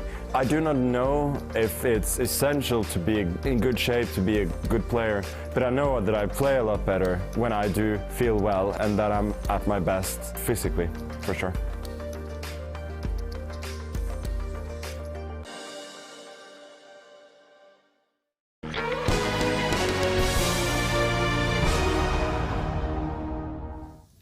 Welcome back to day 3 in the tour. Finals, we're waiting for game 2 between Shakhriyar Mamedyarov and Magnus Carlsen. And Magnus, he's already secured his victory overall in the tour. It's been a fantastic season for the world number 1. Many, many highlights, but one moment sticks out for Magnus Carlsen. I feel like for me it's hard to escape the Julius Baer Generations Cup where I made 12 out of 15 in the preliminaries and then basically won quite comfortably in the knockouts as well. I'm really not expecting Levon to last too much longer. My play was generally just flowing really, really well, and yeah, I mean, that was the clear highlight of the tour so far. 2 threats and the White King is doomed. Wow, Magnus Carlsen is up by 2 points now. I think I just found the flow pretty quickly, and there was a stark contrast there to some of the other tournaments where I could just never get it going, yeah, sometimes I just get that feeling early that I have it, I'm feeling well, and then, yeah, I just go. He's going to win the tournament. Wow. And there it is. It's over. Arjun Erigaisi resigns, facing an impossible world number 1, Magnus Carlsen. And it's been impossible so far in San Francisco today as well. Magnus Carlsen winning game 1 in spectacular fashion against Shakhriyar Mamedyarov. Enjoying his time probably in this beautiful city on the US West Coast. 4 players on site in San Francisco, and so is our reporter Tanya. What's going on in Shack 15 right now, Tanya? A lot of fun. We're waiting for the players to come back for the game 2. You got a bunch of chess players here today who are playing a lot of Blitz and Bug House, so that's always fun to watch. We also did try to solve the puzzle today. What's really interesting is always to watch the players come in from their resting area onto the playing arena, because it's a little bit of a walk and you can feel the tension, you know, you can feel the reverberations from the previous round. Wesley was here for the interview and you could tell that it is a little frustrating for him to get all these positions during day 1, day 2, but not being able to convert it. Magnus looks like he's in great mood, great form with the way things are going. So that's always interesting to watch the little walk that they have. Some of them just go straight past after their game. If they're frustrated, you can really tell that things are heating up here at Shack 15. It must be so much fun to be there on site with these 4 players, and it's been a good start for a couple of them. Magnus Carlsen winning game 1 against Mamedyarov, and Pragnananda winning game 1 against Liam Lam. Eventually though, Anish Giri, he lost game 1 to Jan-Krzysztof Duda and will have to make a comeback in that match, but that is exactly what he did yesterday. He made a huge comeback against Prag to win that match. It was a draw between Wesley So and Arjun Erigaisi, but Prag, he won first game, and let's hear from the young Indian. Prag, a really nice, smooth win. It looks like you've left day 2 far behind. Yeah, I kind of recovered from day 2, but okay, this game I think I played quite well, and yeah, but still 3 more games. I have to focus on the important 3 games. I want to ask you, it looked like a normal opening, but then things went very wrong for Liam super quick. What went wrong? I don't know, like somehow I got this knight g5, knight h5 idea very quickly. Maybe his queen a5 was not so accurate, because his queen was doing his job on a3 and controlling c1, and also tying down my a1 rook. So I don't know, maybe queen a5 itself is wrong, because I got this knight g5, knight h5 idea, and it's not easy to defend that position. A total nightmare then, and all the best for the remaining rounds. This is a rare image. Magnus Carlsen, the first one to arrive the arena, ready for game 2 with the black pieces against Shakhriyar. Mamedyarov, what should we expect from the opening in this game, Jovanka, when Mamedyarov has the white pieces and also needs to make a comeback after losing? Yeah, well, Mamedyarov has a very unusual opening style. He tends to start off in something that looks like it's very quiet, it's very harmless, and then before you know it, there's fire on the board. You'll have to bring your tactical A game to just cope with the pieces that Mamedyarov will manage to activate or maybe even throw at your king. So definitely, Magnus will be on point here. Yeah. He has to be on high alert. They're both ready. Mamedyarov, we are expecting fireworks, although we have seen some calmer stuff from him over the last few days. That's right, but normally Mamedyarov's calmer chess comes against the youngsters because that's anti-young player chess. We've heard that phrase. Against the younger players, often you want to just make the game very slow so they can't show off their stuff. And I think the good thing for Mamedyarov is he doesn't have to change his normal style in this matchup. He can just play his normal chess because that leads to chaos anyway. And in a must-win situation, or almost must-win at this point, yeah, why not just stick to your normal openings? And Magnus chooses the Slav defense. The Slav defense has scored very badly, actually, throughout the tour. That's one thing we've noticed looking at the statistics. And, OK, just playing the triangle. I am. And Shaq actually not playing his beloved G3 move. He likes to fianchetto the bishop. And instead, we have something very mainstream. And it's a very solid position that black has. This is a difficult nut to crack. I've been studying this for a long time, and I don't find an advantage for white at all. Yeah, Magnus looks a bit confused. He's kind of looking around. He's like frowning slightly. What is going on? But I think that's just because white's bishop move is not the most common. Normally, white's bishop, if it wants to move, moves 2 squares, or the white queen shuffles across 1 square. Yeah, having said that, it's a very trendy line, and it was recently recommended by Sam Shankland in his opening repertoire course. And the whole idea is that if black were to capture the pawn on c4, white is not obliged to take it with the bishop. You can take the time out to make some other moves. Yeah, so I mean, if Sam Shankland's recommended it, then all of the top players will have taken note. He's renowned as an opening expert. So, OK, Mamedyarov is the first to have surprised Magnus Carlsen. That's a big gain. That's, again, a positive of the white pieces in chess at all levels, but especially at the top level, where the surprise factor is so vital. The top players, they're so good, they often neutralise each other, cancel each other out, unless you can cause a big surprise in the opening. And looks like Magnus is the first to think. I'm expecting black's dark square bishop to move, black to try and castle as quickly as possible, but obviously very flexible. Lots of tempting options at this point. And Mamedyarov, yeah, I think the one thing he needs to change and improve on the last game is his clock usage. That was his real downfall. The position was tough in the last game. It was really hard to navigate, but if you have 1 minute left, story of my life, when you have 1 minute left on the clock, things fall apart on the board, especially against the top players who will, they're sharks, they will target you, they'll smell that blood in the water. I would like to say that happens to most people except my co-host David, who actually plays fantastic chess with seconds left on the clock.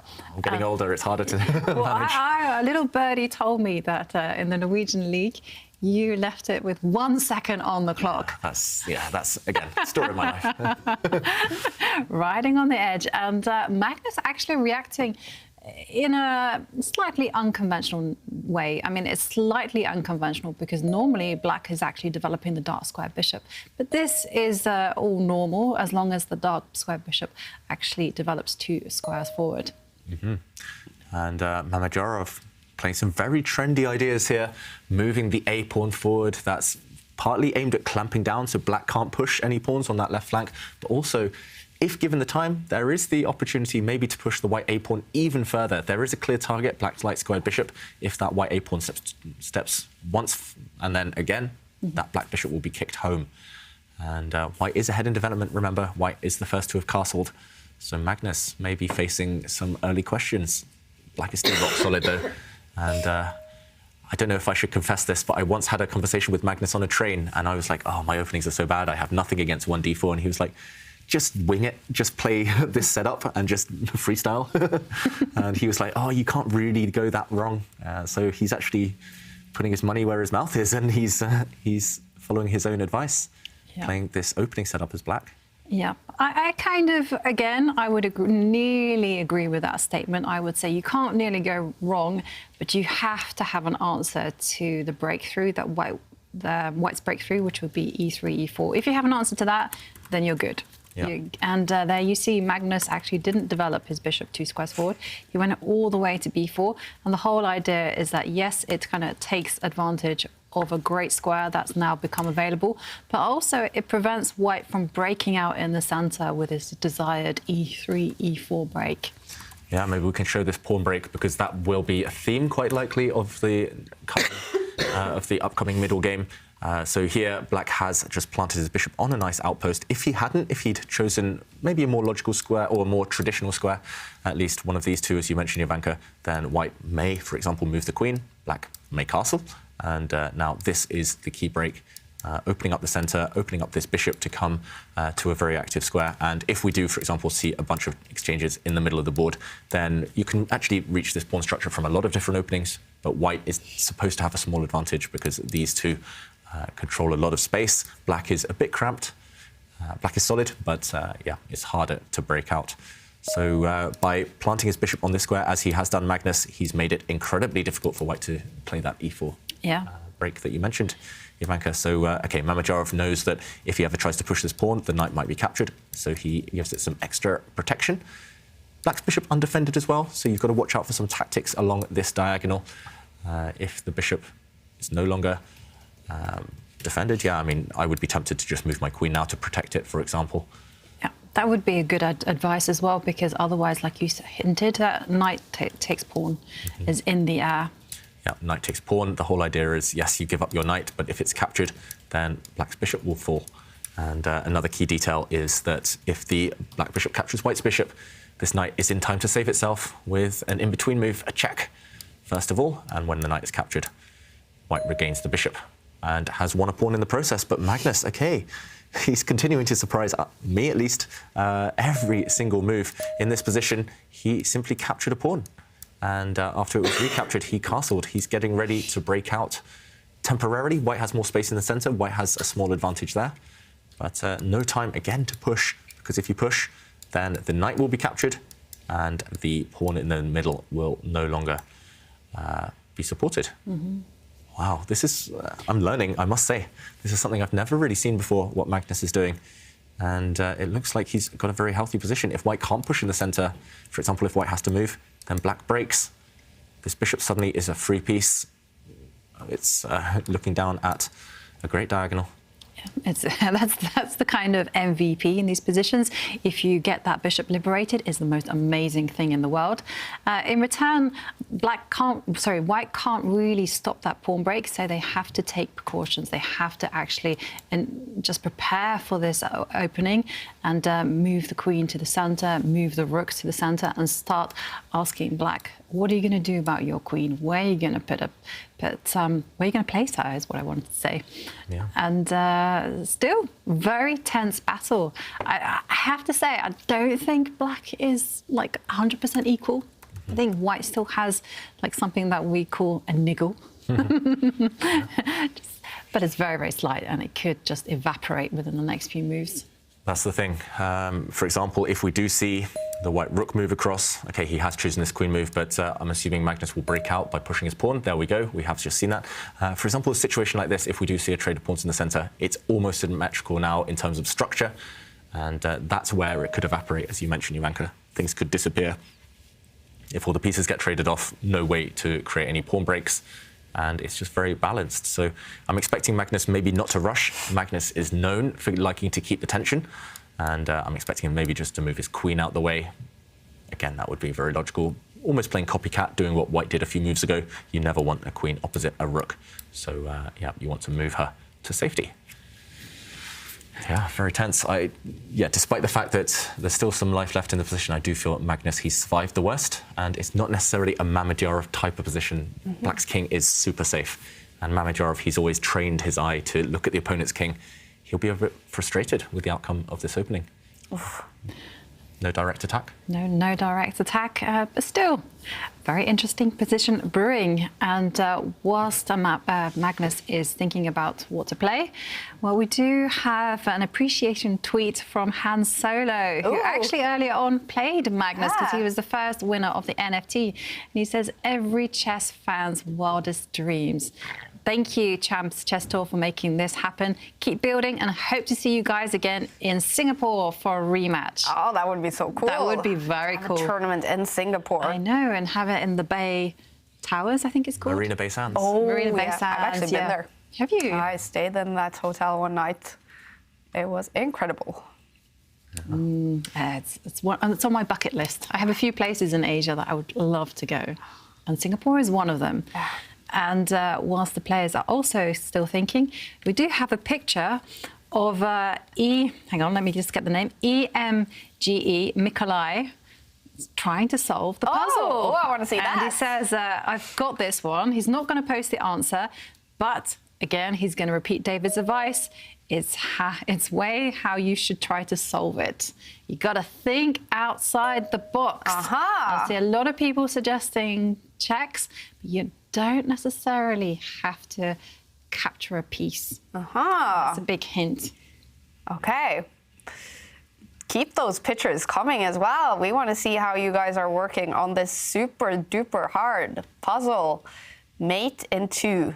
Yeah, White to play. We should show it again because it is so difficult. And let's bring up that puzzle one more time. And if you have a phone, for example, near you, take a picture of it when it comes up here on the screen.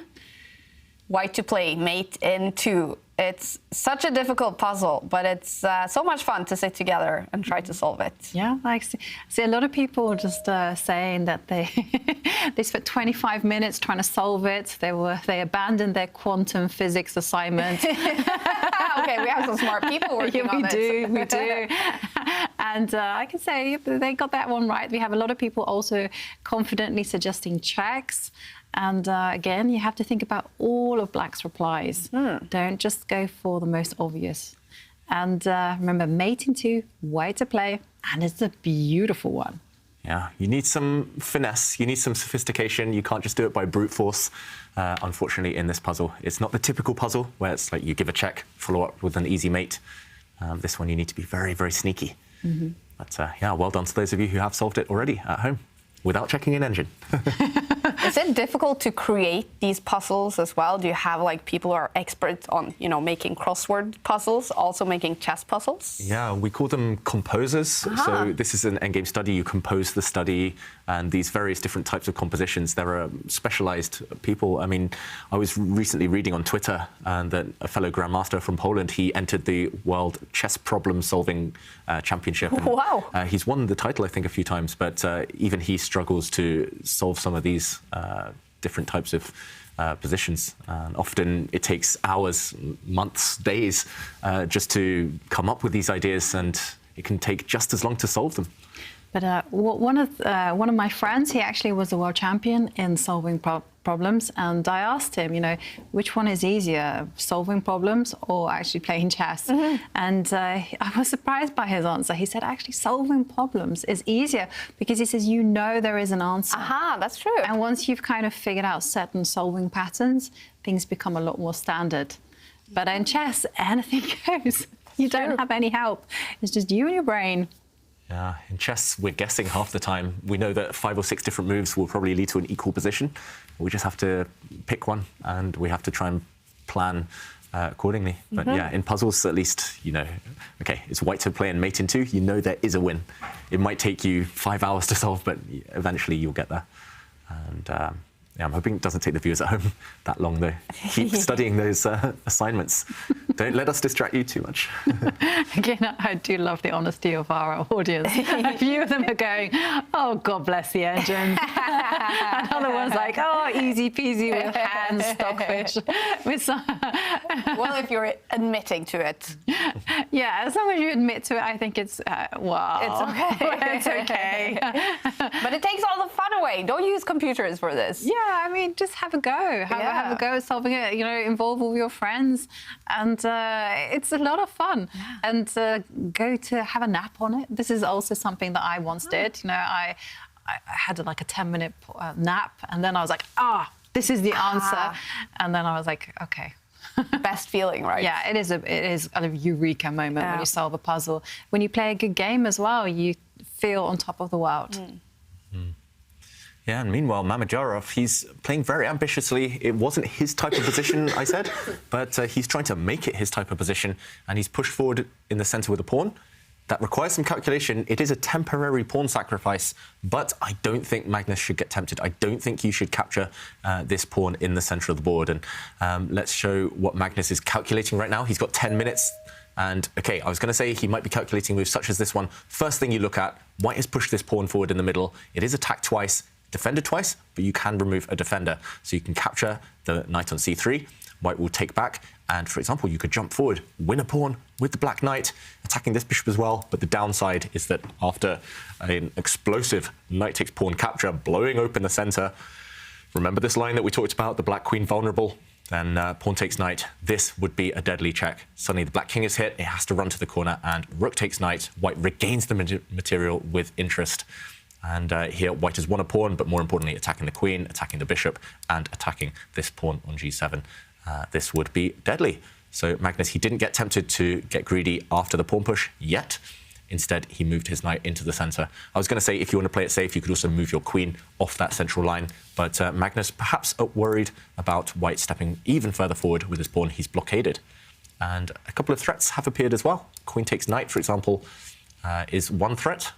The knight a bit loose in the middle of the board. And also, in some circumstances, you can take this bishop, which is defended, but maybe that would be a favourable trade for black. What do you think of this one, Jovanka? Suddenly it's really heated up. I thought we'd see a slow manoeuvring game, but it's getting tactical. It definitely is getting wild. I mean, with these two players, I think it was only a question of when. And like you say, it's a very complicated position, especially when you're in these positions where there are no pawns in the centre. Everything is very much on a move-by-move basis. Everything is going to hinge on how you develop the pieces, how you activate them, whether you give them a role, whether you can pose problems for your opponent.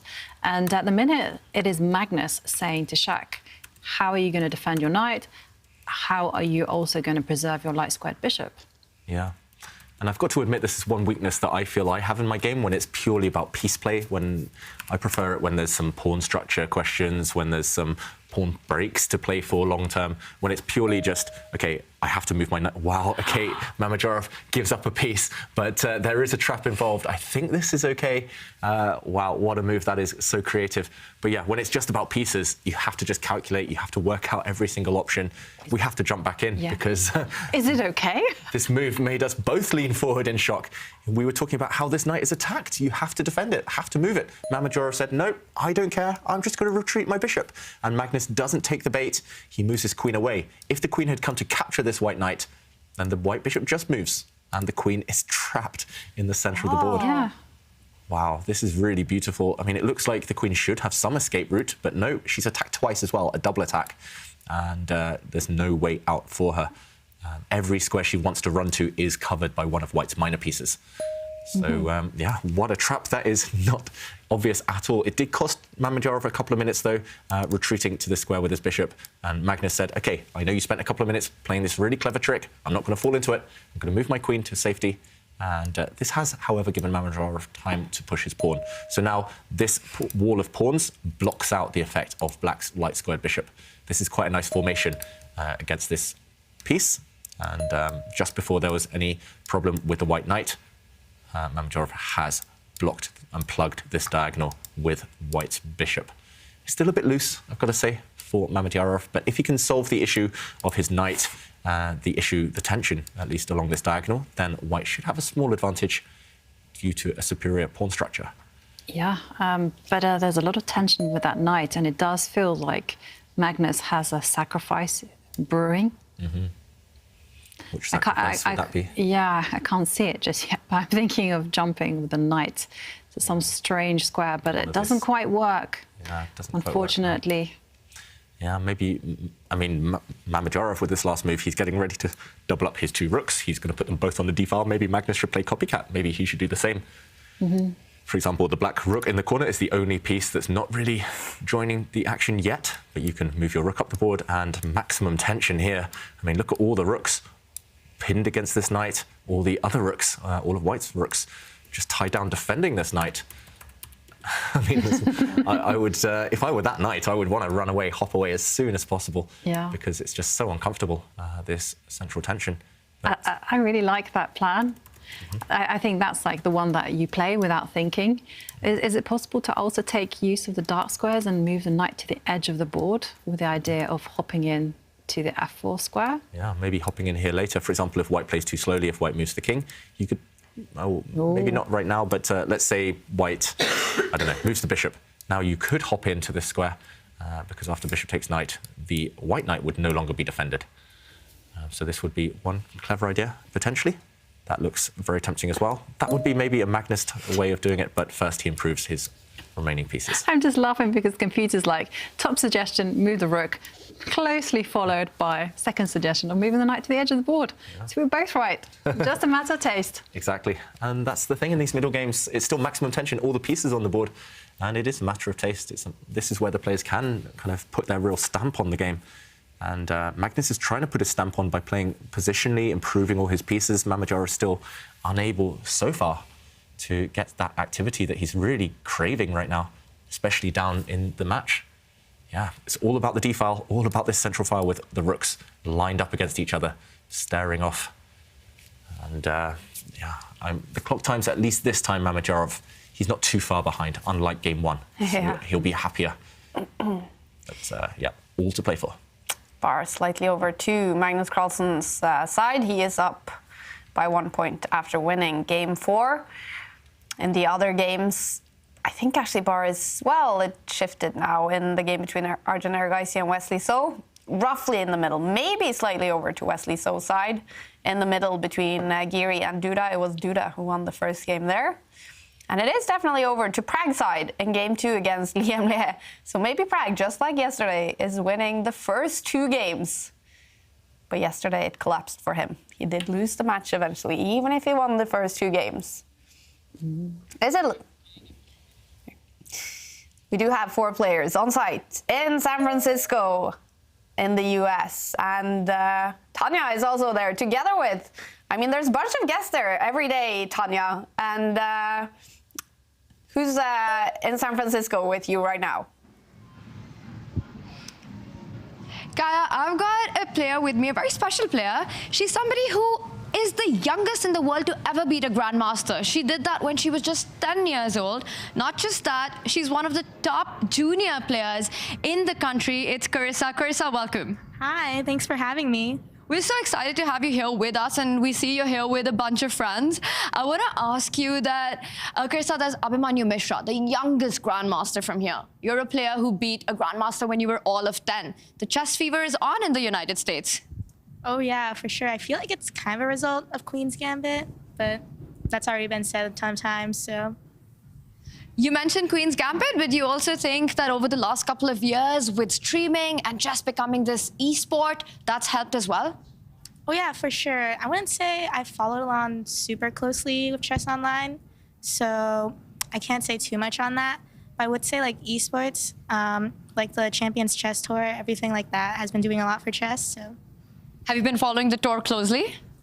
Honestly, I haven't been following super closely. I'm going to be really honest with you. I've mostly been focusing on school and stuff. Yeah. You mentioned about school and you're studying at Stanford. What's that like, being a top junior player and having to manage a college? Yeah, I guess like this first quarter, I haven't really been doing a lot of chess. So the US championships happened recently and I skipped out on that just so I could sort of figure out like a balance between my chess and college life before I get back into it. But all your friends here, they're all strong players. What's the chess scene like in college to play in college teams? Yeah, we have a chess club. It's kind of vibrant, but we're gonna play Pan Ams and maybe a few other team tournaments throughout the year. You mentioned you haven't been following the tour so closely, but Wesley was one of the top performers in the Champions Chess Tour the last year, and he is making his debut for this year, this time in the finals. Are you rooting for him? Oh yeah, for sure. Wesley and I have met, well, we played like on the same team at Olympia, and he's a great guy, so he's definitely my favorite here to win. The Olympiad still has some rough memories for me, Carissa. But I have to ask you, it's always amazing to see the US team and the youngsters there, because it feels like there's a really healthy competition and a really good relationship amongst all of you. You guys seem like you're great friends. Oh yeah, for sure. I would say I'm like very close with everyone on the US team. I don't know, the community is just really strong. We do like a lot of team bonding, so I think that really helps, especially for our performance at the Olympiad. And what about speed chess? That's something that I know the US players love. Having Hikaru here as well, one of the best speed chess players. Wesley, who just won the Global Chess Championship. How's that? Do you also enjoy Rapid and Blitz? Oh yeah, I'm definitely a fan of Rapid and Blitz. I can't say I'm very good at it though, but something I like to do in my free time. All right, awesome. Well, enjoy the games here today, and we're really glad you could join us. Thanks. Thank you. How cool to hear from Carissa Yip, an international master, 19 years old, now focusing maybe more on her studies at Stanford. But it must be so cool to be a part of American chess with high school teams and college and university teams, and just the team spirit that they're so good at in the US. Yeah, definitely. And also the US team had such great team spirit. I know the female team this is, and maybe probably the open team as well. But yeah, they're a great bunch of women, and they're very ambitious and also great spirit. And she's at Stanford as well. Has such good chess pedigree. Daniel Naroditsky was there. Alexandra Botes also studied there. You know, it's just a fantastic place to be. Wow. And the future must be super bright for American chess, both for the women and for the male players. Youngest grandmaster ever, Mishra, is an American. Yeah, I mean, we talk about India quite a lot. Now we talk about Uzbekistan after they won the Olympiad. But the US, I mean, they've got such strength and depth. And especially the last few years, there's more and more support for the young players financially, and a lot more playing chess professionally, which is really nice to see. There's always been plenty of talented players over there in the US, but now more and more through streaming, through playing, they're kind of making chess their lives. And yeah, I think that does start at school, and it does start with that kind of team atmosphere. I'm a bit jealous of that. I wish we had that in the UK, in other parts of Europe. It really does lack there. But yeah, in the US, I mean, Carissa is just one of many, many talented young players in the US. It's great to see. Yeah, how cool. And Magnus Carlsen, he is in the US. He really enjoys being in the US. He travels there quite a lot right now, playing Mamedyarov with the black pieces. And we've mentioned a bunch of times, it is with the white pieces that it seems to be going best for these two players against each other. But right now, the bar is definitely over to Magnus' side. Yeah, it feels like Magnus has outmaneuvered Shaq somehow. It's still very tense, very unclear, and I'm struggling to see the breakthrough from Black. I don't see any immediate way to take advantage of this tension in the centre. Maybe Magnus as well, slightly frowning. He'll sense that he's doing quite well. Also, just while we were having that interview, Mamedyarov lost 2 tempi. He dropped back White's knight in the centre, then he planted it back in the centre of the board. Avoiding a trade of rooks, avoiding going for that simplification, which might have equalised the position. And it feels like now is the moment for Magnus to take advantage. But how, Jovanka? Yeah, I mean, I was thinking about this. I mean, why does the bar love Black's position so much? And for me, the move that kind of keeps on jumping and is jumping out here is just simply to put the knight on the edge of the board and try to control the dark squares. There's a lot of tension around the squares of G3, F4, E3, and we have to remember there is pin on the C5, G1 diagonal. Yeah, I mean, there's a lot of targets there.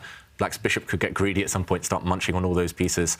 But yeah, as you mentioned, Jovanka, this move very tempting, bringing the knight into a hole on the G3 square. The computer, we actually see Stockfish's suggestions in front of us. The computer advocates not improving the knight yet, but first improving the black bishop and bringing it to a nice open diagonal. cutting across. It looks like it's hitting thin air, but it could support potentially later a knight jump into d3. That could just break white's coordination. Some tactics with that, maybe. The computer also suggests just stepping back with this knight. I think similar along the lines of what you were describing there, Jovanka, just dropping back with a knight and later on going in to the f4 square with the other knight, perhaps. The third move of the computer, however, is the one that really jumps out at me, really shocks me, because the computer's third choice suggestion is just dropping black's bishop into a8, and that makes zero sense at all. But it just shows that black can waste a move, black can do nothing with his bishop and still maintain the advantage. So that's how dominant Magnus is right now. That's how much control black has over the position, due to the tension along the d-file, due to the tension along this diagonal as well. Both of those lines are very uncomfortable for white, and it's not easy to break out. And Magnus, he goes for your move, arguably the most tempting, most natural move in the position. He improves his knight. Yeah, he improves his knight. I was going to say that move the bishop to the corner of the board, just ignoring that pawn is up for grabs on h4 and just go, yeah, I'm still much, much better. I mean... That would be somewhat natural. Exactly. It would be so unnatural. If Magnus played it, I would be like, right, check him. Something is fishy. Research, yeah. Yeah, exactly. Let's scan him for outside assistance, yeah. But he didn't play that odd-looking computer move. Instead, he brought his knight to the edge. And again, we see the computer suggestions. But look at this. Now, the margin for error, it's a bit like game one of the day. Shak has only one move to stay alive. And it is the most natural move in the position, but it is also very committal. White's best move is to just bite the bullet, say, OK, I don't want to be pushed back any further. I have to kick you back. And to kick back this black knight, the knight will retreat. I'm not sure which direction it goes. It can step back this way, or it can step back this way. And in either case, at least now, white would have a chance maybe to push forward, to start playing against the black king, to start opening things up. This is Shak's style, but 2 minutes left on the clock. He hasn't had his way today.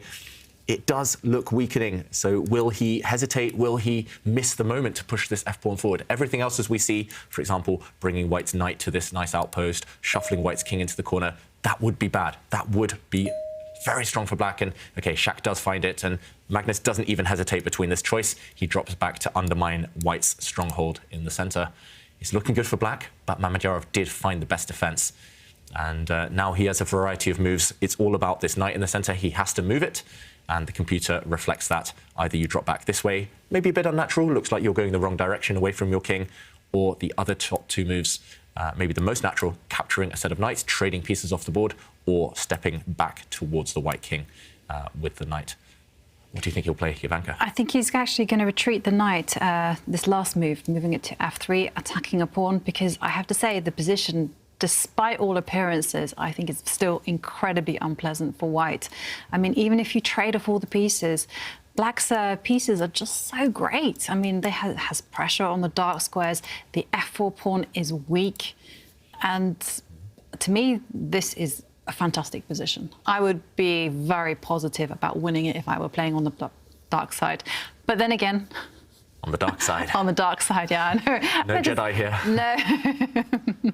Yeah, and I agree, Jovanka. Even this position that we're showing on the analysis board, even if all the rooks come off, it's still domination for black. For example, the dark square bishop, there's tension. If you trade those off as well. Magnus, remember, he's an endgame master, but he would be happy to trade off the queens. And it's all to do with this one weakness. It's just this f4 pawn. There's no way to defend it. No good way, at least, because the knight is attacking. You can't step forward. You can't defend with a pawn. You have to drop back with your knight. But then suddenly this pawn on the edge of the board drops off. And yes, this is 7 moves down the line, 6, 7 moves down the line. But every move would be a capture. Every move would be forced if Mamedyarov starts by trading knights. And he doesn't trade off knights. That variation would have begun with knight takes knight. He does find the computer's best move, but he is heading in the wrong direction with his knight. And now look at this poor piece, this poor bishop on the edge of the board. It's a block of wood right now. It needs a few moves to get back into the game. Yeah, and what's also super concerning is that the position is still sharp, still lots of tactical possibilities, and Shak has just over 30 seconds on the clock. Oh, it's getting tough. Yeah, and remember game one, not only did he make mistakes when low on time, but he didn't even try to defend. So he was worse in that endgame. He was probably losing, but he just resigned. He just gave up. Because he feels really uncomfortable, Shak. especially when Magnus has so much time to maneuver with and to cook up these dangerous ideas. I think we'll see a few exchanges. I think we might see something similar to that line that we just showed with rooks coming off the board, bishops coming off the board. It's just about whether Magnus can start to attack some weaknesses in the white camp. White's king is the weaker of the two as well, remember, and that's not a situation that Mamedyarov is used to. He doesn't like his king being the target.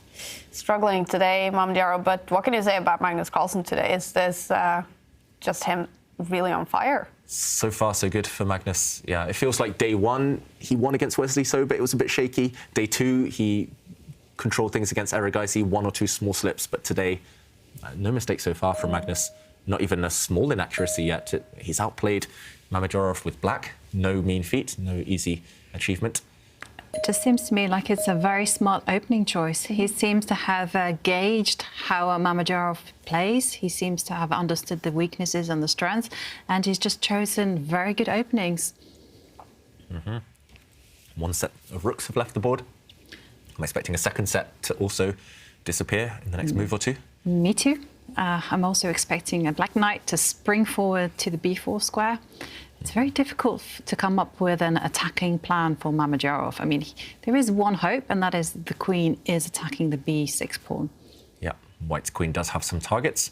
The problem is White's queen is also required in the defence. Exactly, so if yeah. she gets greedy and goes off to take some of Black's queenside pawns, then there might be, yeah, she might leave weaknesses behind. Magnus, 3.5 minutes.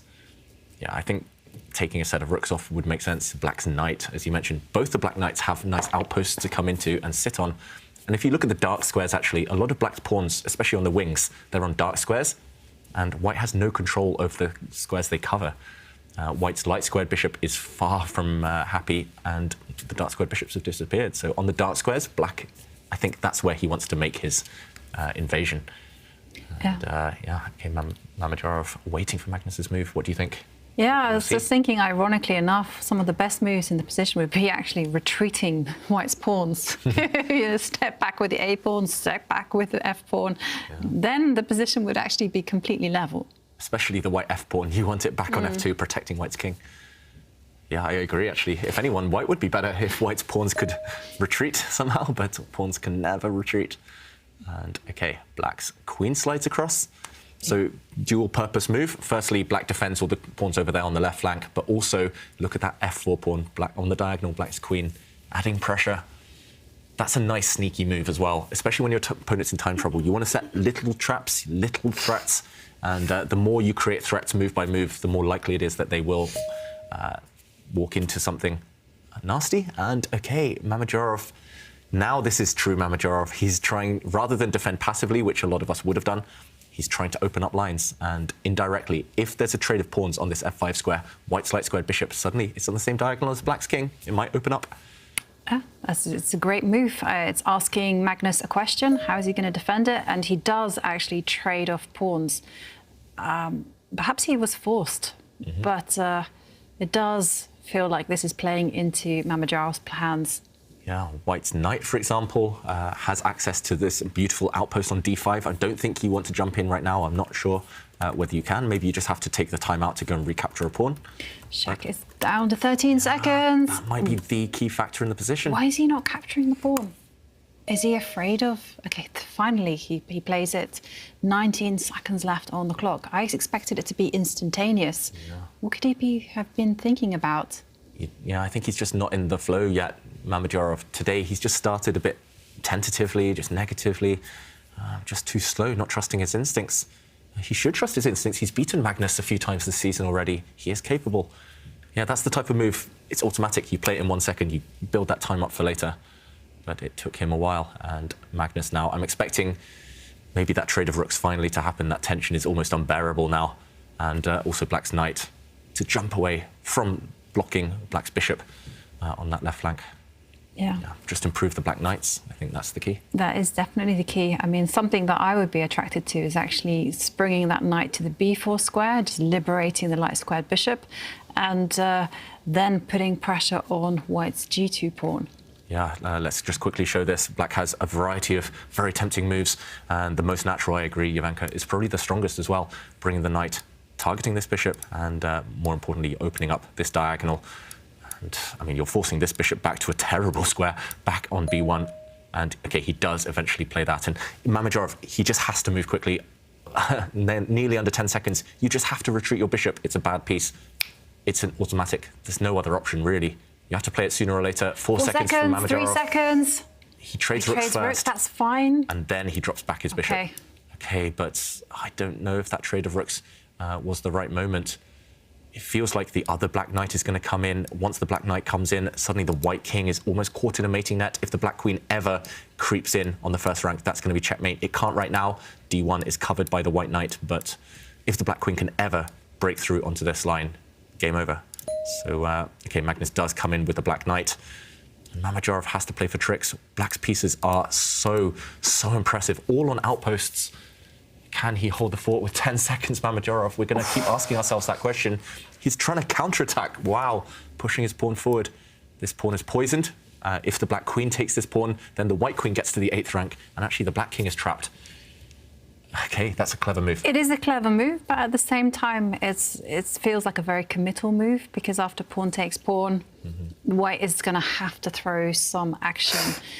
And at the same time, can you do that? And Magnus has the time to calculate everything, because like you say, both kings now in mortal danger, and he has captured the pawn.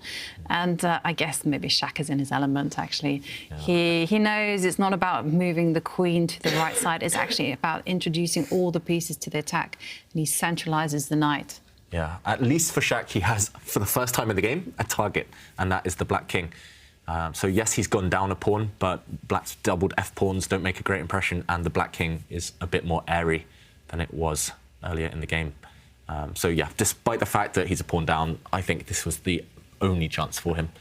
And you mentioned being in his element. I think at least Magnus will start to have a little bit of doubt in the back of his mind for the first time. Yeah, has ticked under the minutes as well, Magnus. Yes, and OK, he improves the black queen. So now there is one queen check. White's queen can go to the top of the board with a check, but the black king, I think, is just safe to move. And he's coming close to the 10-second mark. Oh, he's riding his luck here.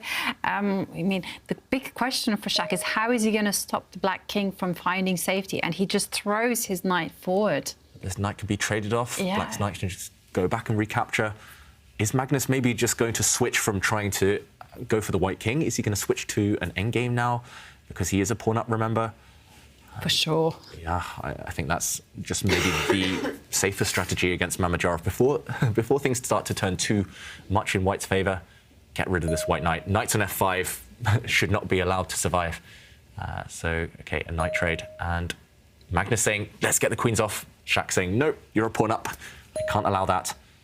Magnus saying, let's get the knights off. And that also makes sense. Black's knight was no longer really threatening anything. Recentralizing it. He can kind of bully white, because if you imagine the queens and knights coming off the board, in terms of pawn structure, black, not just a pawn up, but black is winning because a lot of white's pawns are on light squares, and black has a light squared bishop to target those. Mamedyarov, OK, under 10 seconds, under 5 seconds now. 4 seconds. He has to move the knight.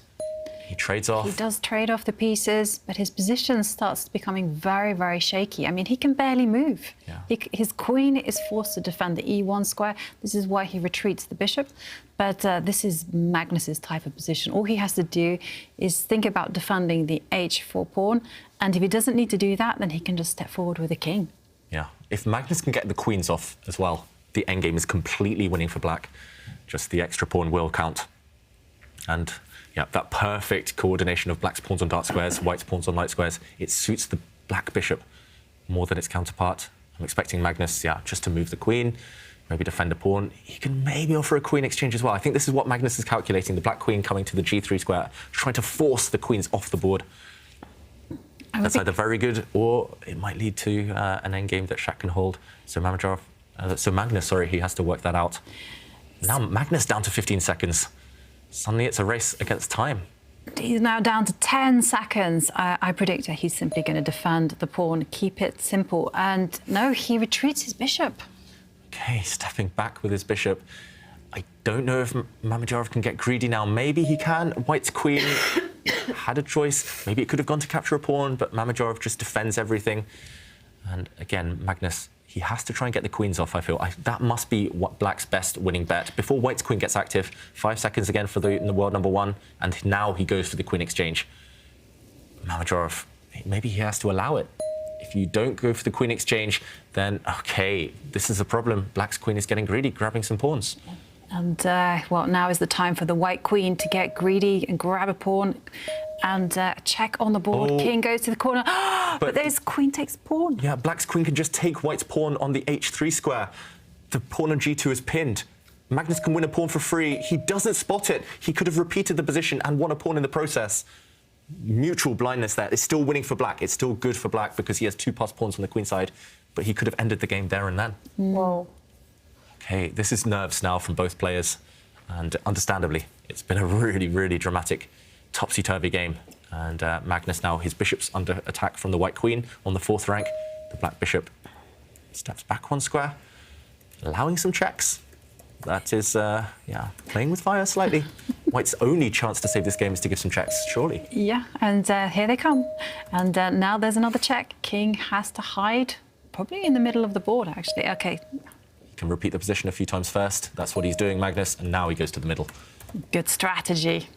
And Magnus, he's going to be relieved that Black's queen defends a very important pawn over there on b6. And at some point, either Black's queen or bishop will leap back to block some checks. Yeah, as long as Black's king hides on dark squares, it should be safe. Totally safe. And just look how well centralized the queen on e3 is. I mean, she is in the perfect square. King is hiding on the f6 square. If there's a check, it can easily be blocked. Yeah, and it will be blocked. I think we will see that on the board in a moment. Mamedyarov looking away, head in hands now. Yeah, puffing out his cheeks. He knows that this one is gone. He's facing Magnus. Anyone else in the world, you probably play on. You probably believe in your chances. But do we see another early resignation? And we do. Mamedyarov throws in the towel for the 2nd time today. He goes up by 2 points now. Magnus Carlsen winning now with the black pieces, surprisingly, against Shakhriyar Mamedyarov. On fire today, the world number 1. He has 15 minutes before game 3, and that could be decisive. With just a draw, he will win the match. Let's hear from Magnus. Magnus, 2 game points ahead. You're making this look easy. Yeah, I mean, it was a tough game. We both got short of time at some point. Like, I felt like I was pretty comfortable for a while, slightly better. But yeah, it's always tough. He always has tricks, but I think I navigated it in a decent way. There was this moment he went king h1 and you've got queen h3 with his g2 pawn pinned. Did you miss that or did you not like it? You took queen e3 after king g1. When was that? When he went king h1, your queen is on e3. And instead you took bishop a4. Oh. Missed it? We thought it was a blind spot. But bishop oh, my bishop is on c6. Yeah. Yeah, that was just a blind spot. Okay, that would have made it easier, of course. But I mean, even the game was easily winning. All right, good luck. How cool was that? Magnus not realizing that moment. You have to show us, David. Yeah, and I think 99 times out of 100, Magnus would have spotted this, but it was just the heat of the battle. It was the clock ticking down, and it was in this position. Magnus gave a check with the black queen, very strong move, and Mamedyarov, it's a difficult position, but he put his king on a bad square. He put his king in the eye line of the black bishop, and this did allow Magnus, if he had spotted it, to capture a pawn for free. And it is using a pin. The white pawn cannot capture the black queen due to the bishop staring down at white's king. So white's king would have had to move. Magnus could have gone back, checked, and only then gone to win a pawn. He could have reached what he did in the game, but with an extra pawn. As we saw, however, he didn't need to find this, and he still kept control by capturing a pawn. Yes, white won the h4 pawn, but after the bishop stepped away, these 2 pawns are going to run sooner or later to decide the game. This outside runner especially is going to become a new queen, and that's why Mamedyarov resigned a few moves later. And that means he's going to be in a must-win situation in Game 3, Mamedyarov, to take it to a Game 4. A draw or win for Magnus means he wins the match. And the situation is now the same for Prag. Again, he has won the first 2 games today, also winning Game 2. Let's hear from the young Indian. Prag, 2 important wins in this match. How are you feeling after the second win? Yeah, I'm happy, but it's not at all. Like from yesterday, I learned that, so I have to be focused in the next game. And that's going to be the most important thing, to feel that the match is still on. Yeah, it's yesterday's memory that's just popping in. So, well, so to focus. So far, it makes it look like you've totally forgotten about yesterday. We'll wish you all the best for the third game. Yeah, thank you.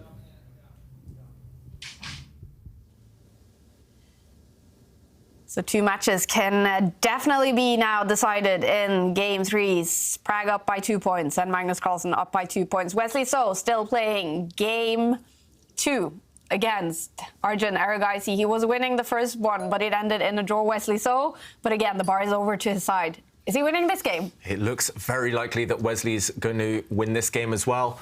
And that is because, if we do a quick count, he's up the exchange. Black is up a rook for just a bishop. And yes, white has a very advanced pawn on g6, but there we go, it disappears. It's looking very difficult for Arjun. If he could keep a set of rooks on the board, if he could keep white's piece there, maybe he has some chances to hold, but unfortunately the black rooks are just too strong. Yeah. They're just going to invade the second row, even if a set of rooks get traded off, and I'm predicting 1 rook will appear either on h2 or g2, and I think it's pretty much game over. And incidentally, this will be Wesley's first win of the tournament. Yeah, I said again because I thought he was going to win that first game, but no, it slipped away. So yeah, Wesley's first win of the tournament on day 3. Yeah. That is, I think, maybe the biggest shock we've seen in the whole tour, let alone in the finals. But OK, Erigaisi, full credit to him. He's battling on. It's very difficult, though. Look at these 2 rooks. This is why I said it was going to be difficult to keep 1 white rook on the board. You have to go passive. Black's rooks are just too strong. Wesley's even happy to let his a-pawn drop, as long as he can break through with those black rooks. And once white's f-pawn falls, which it will now, there we go, black's e-pawn is the killer. You can march it forward now. Yep. And white's rook still passive. White's king is actually in the way, if anything. And there we go. This pawn promotes on a dark square, just incidentally guarded by black's dark square bishop, potentially. And also the white king, as it stands, is right now in a mating net. So you even have ideas of actually just sacrificing a rook on b2. That's a very flashy idea. Actually, that's a killer threat, right, Jovanka? Yeah. Wow, we have to show this because you've just spotted Wesley's threat. For example, if white moves his bishop, let's say, away, OK, he sees the threat and he stops it, but if the white bishop had run away, black can remove a defender. By giving up a rook, he removes the blockader potentially off his passed pawn, and after a rook trade, yes, white's a bishop up suddenly, but black will come down and it's inevitable. A new queen will appear on the board on e1. But, of course, Erigaisi had spotted that threat. He moved his bishop to try and guard this square. Black, however, just pushed anyway. And this is the current position. This is why it's so important that black's pawn promotes on a dark square, because now his bishop can come to the side. And I think any moment now we'll just see Wesley. I mean, he can promote to a new queen, actually. But I was going to say he can move his rook out the way and the pawn will just run through and promote. It will cost white his rook because the pawn will be guarded by black's bishop. You can promote now, however, and Wesley does that. He makes a new queen because after the queen is captured, black's rook will move with a check, jumping out the way, and wherever white's king goes, you can just take this rook for free. We're going to see the final throws of this game now. Black is just going to be up too much material. Just take the rook, you're up a whole exchange, rook for bishop, and a spare rook. Maybe if this rook didn't exist, black still has winning chances, but black is more than a rook up. And yeah, he's going to convert. He's going to convert 100%. And there we see it. Wesley So wins his first game.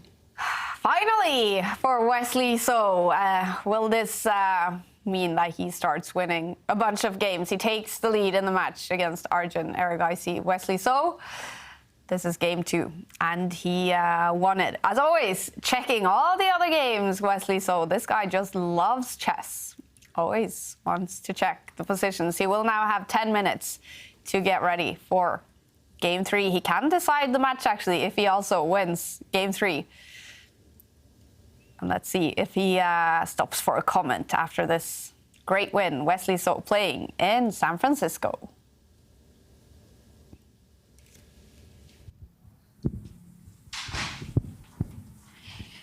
Wesley, while the quality of play has been high, finally you did manage to convert it to a full point. Yeah. Feeling good? Yeah, for sure. I've been waiting a long time for this. This is my first win in the Meltwater Champions Chess Tour this year, so I'm very happy and excited. I mean, all said and done, I probably should have won the first game, and I probably shouldn't have won the second game. So it's all fair, it's all good. But I've been really looking forward to my first victory. You know, I mean, my level of play hasn't been exactly desirable. Wesley, I've always noticed this about you, that regardless of the result, you have a very positive outlook and are always looking forward to the next game. How do you manage to do that? Well, I love chess. I love playing. I've been a chess professional for 8 years now. I've had good years and I've had bad years. And you know, I'm used to losing. This is the life. I'm 29 years old, you know, this is what I do. This is my job. Part of the game. I have everything I need in my life. And I'm playing in chess career not exactly for money, but to try to achieve things and to set goals in my life. And, you know, I have the full support of my family.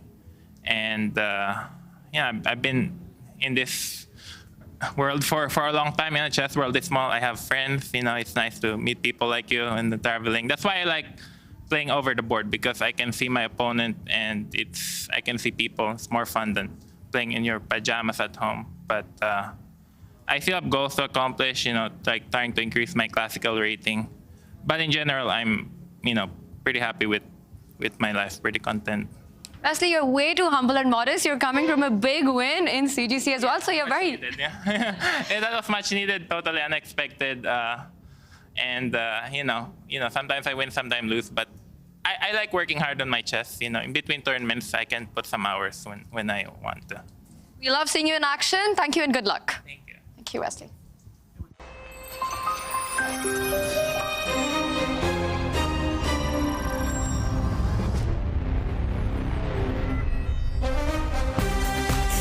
Magnus Carlsen is on fire today. He has won 2 games, and game 3 will start in 5 minutes. He will have the white pieces, and with only a draw or a win, he will win the match. Shakhriyar Mamdjarov is in big trouble and in a must-win situation, but we know he is definitely capable this season on the tour. Mamdjarov played what he has described as his best game ever. You know, I heard rumors that was incredible by Mamdjarov winning against Giri. Oh my God! I cannot believe it! What on earth just happened? Wow, Shak is having full fun here. What a game! Oh my God! This is not the game of the tournament. This is the game of the Champions Chess Tour. Shakhriyar Mamdjarov sacrificing a knight, a bishop, a rook, and a queen in one game. We'll just show all the highlights, just the action where he made the sacrifices. In this position, White is trying to attack against the Black King. First, he sacrificed a rook for a knight, giving up material here, getting active with his queen. If we fast forward a few more moves, we see Anish trying to attack, and this next sacrifice is here, giving up his knight just a pawn to distract the Black Queen away from defending the 7th rank.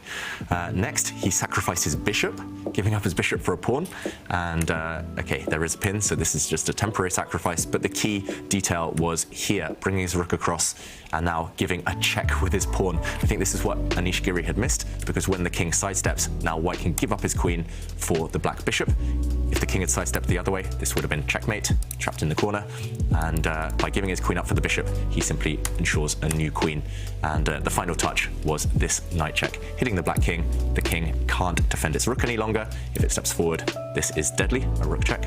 And let's just show the final few moves. Capturing and simply stepping back with his knight, securing his own king.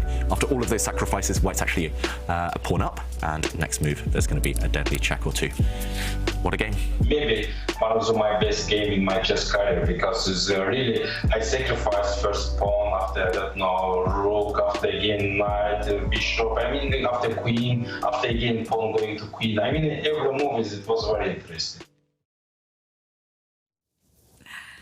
What a game that was by Shakhriyar. Mamedyarov winning against Anish Giri. Just sacrifices all over the place in that game. And is that what he needs to do now in a must-win situation? He really does. He needs a position where it can be tactics galore, where he can out-calculate Magnus, where he can use this energy that he seems to draw every single time just to bamboozle the opponent. But it will be difficult. He has black. And Magnus, he's so good at shutting down the game if he really wants to. Yeah, maybe the opportunity will have gone, but I think Mamedyarov, if he's going to lose this match, he'll want to lose it in style. So I'm expecting fireworks still. And this game, of course, it is one of the games you can vote for in the best game of the 2022 seasons. The experts across all Chess24 streams have nominated their favorites, and now it's up to you to vote for the best game this season. You can do so by heading into chess24.com/tour and casting your vote. I bet this game will get a lot of votes.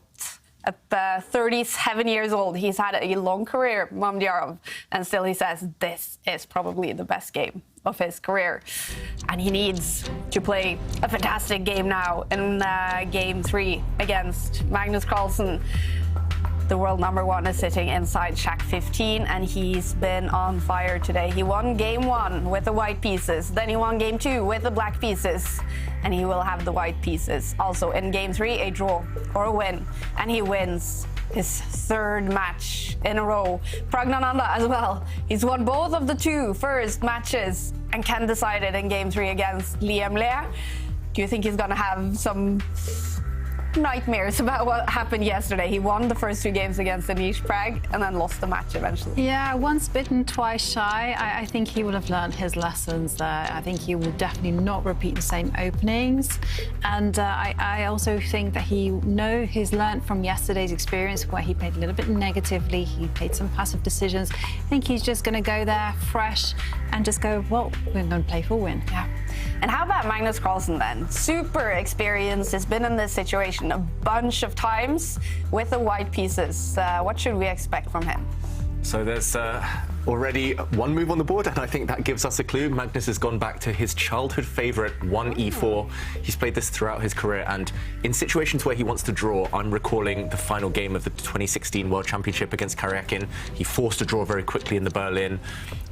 He always seems to go back to this opening, 1e4, because there are forcing variations, there are forcing ways that you can kind of guarantee you get a stable position. And also flashback to one of his World Championship matches against Anand, where it was the Sicilian, and he found a way to shut down Anand's activity. So I think that's the name of the game for the experienced Magnus Carlsen, to shut down Mamedyarov's fun. And it is the Sicilian, good choice in a must-win situation for black. And possibly, if Magnus pushes his central pawn forward, the open Sicilian will see what we call the Taimanov or the Khan, different variations with a lot of tension. So Magnus pausing now, he doesn't necessarily want to imbalance things by pushing forward in the centre yet. Yeah. I have to say, though, I've noticed Magnus is the expert at managing to get very simple, very comfortable positions with white. I mean, I remember many times where his opponents have been in must-win situations, and he just plays like this. He plays the open Sicilian, he gets a comfortable position, and everyone is just struggling against him. And he decides to pick up his c-pawn, move it 2 squares forward. Look at him. He's getting ready to close the position down. Magnus is just a genius. What can I say? This is why he's the world champion. And wow, Mamedyarov. I was about to praise Magnus for being universal, but Mamedyarov pushing Gary the g-pawn forward 2 squares. You never see this in a serious game from top players. He's just forgetting piece development. He's throwing his pawns forward. He's trying to kick away white's knight with his pawn. It's obviously not a good move because you have to develop your pieces, but he's already trying to shock Magnus, playing on that psychological factor. This game is not going to be calm, no matter what Magnus tries to do. Even if Magnus tries to shut it down, okay, stopping the advance of black's pawn now. Mamedyarov, he's just determined. He's shown us with that move. He just wants to go down in style. And, okay, now we will see an open Sicilian, but what is black's pawn doing on g5? It's so weak, you could even take it now. Jovanka, That's his chess humor. Yeah, well, it's just a desperation from Shaq. You know, he knows he's in a must-win situation. Let's just play the kind of craziest moves ever. And I agree with David. I mean, it's not good. Yeah. Do not do this at home. I mean, as David's mentioned, you know, the G5 pawn is weak. And Magnus is just saying, hey, I'm going to play it like a normal game. And I'm constantly going to ask you, why did you put your pawn on that square?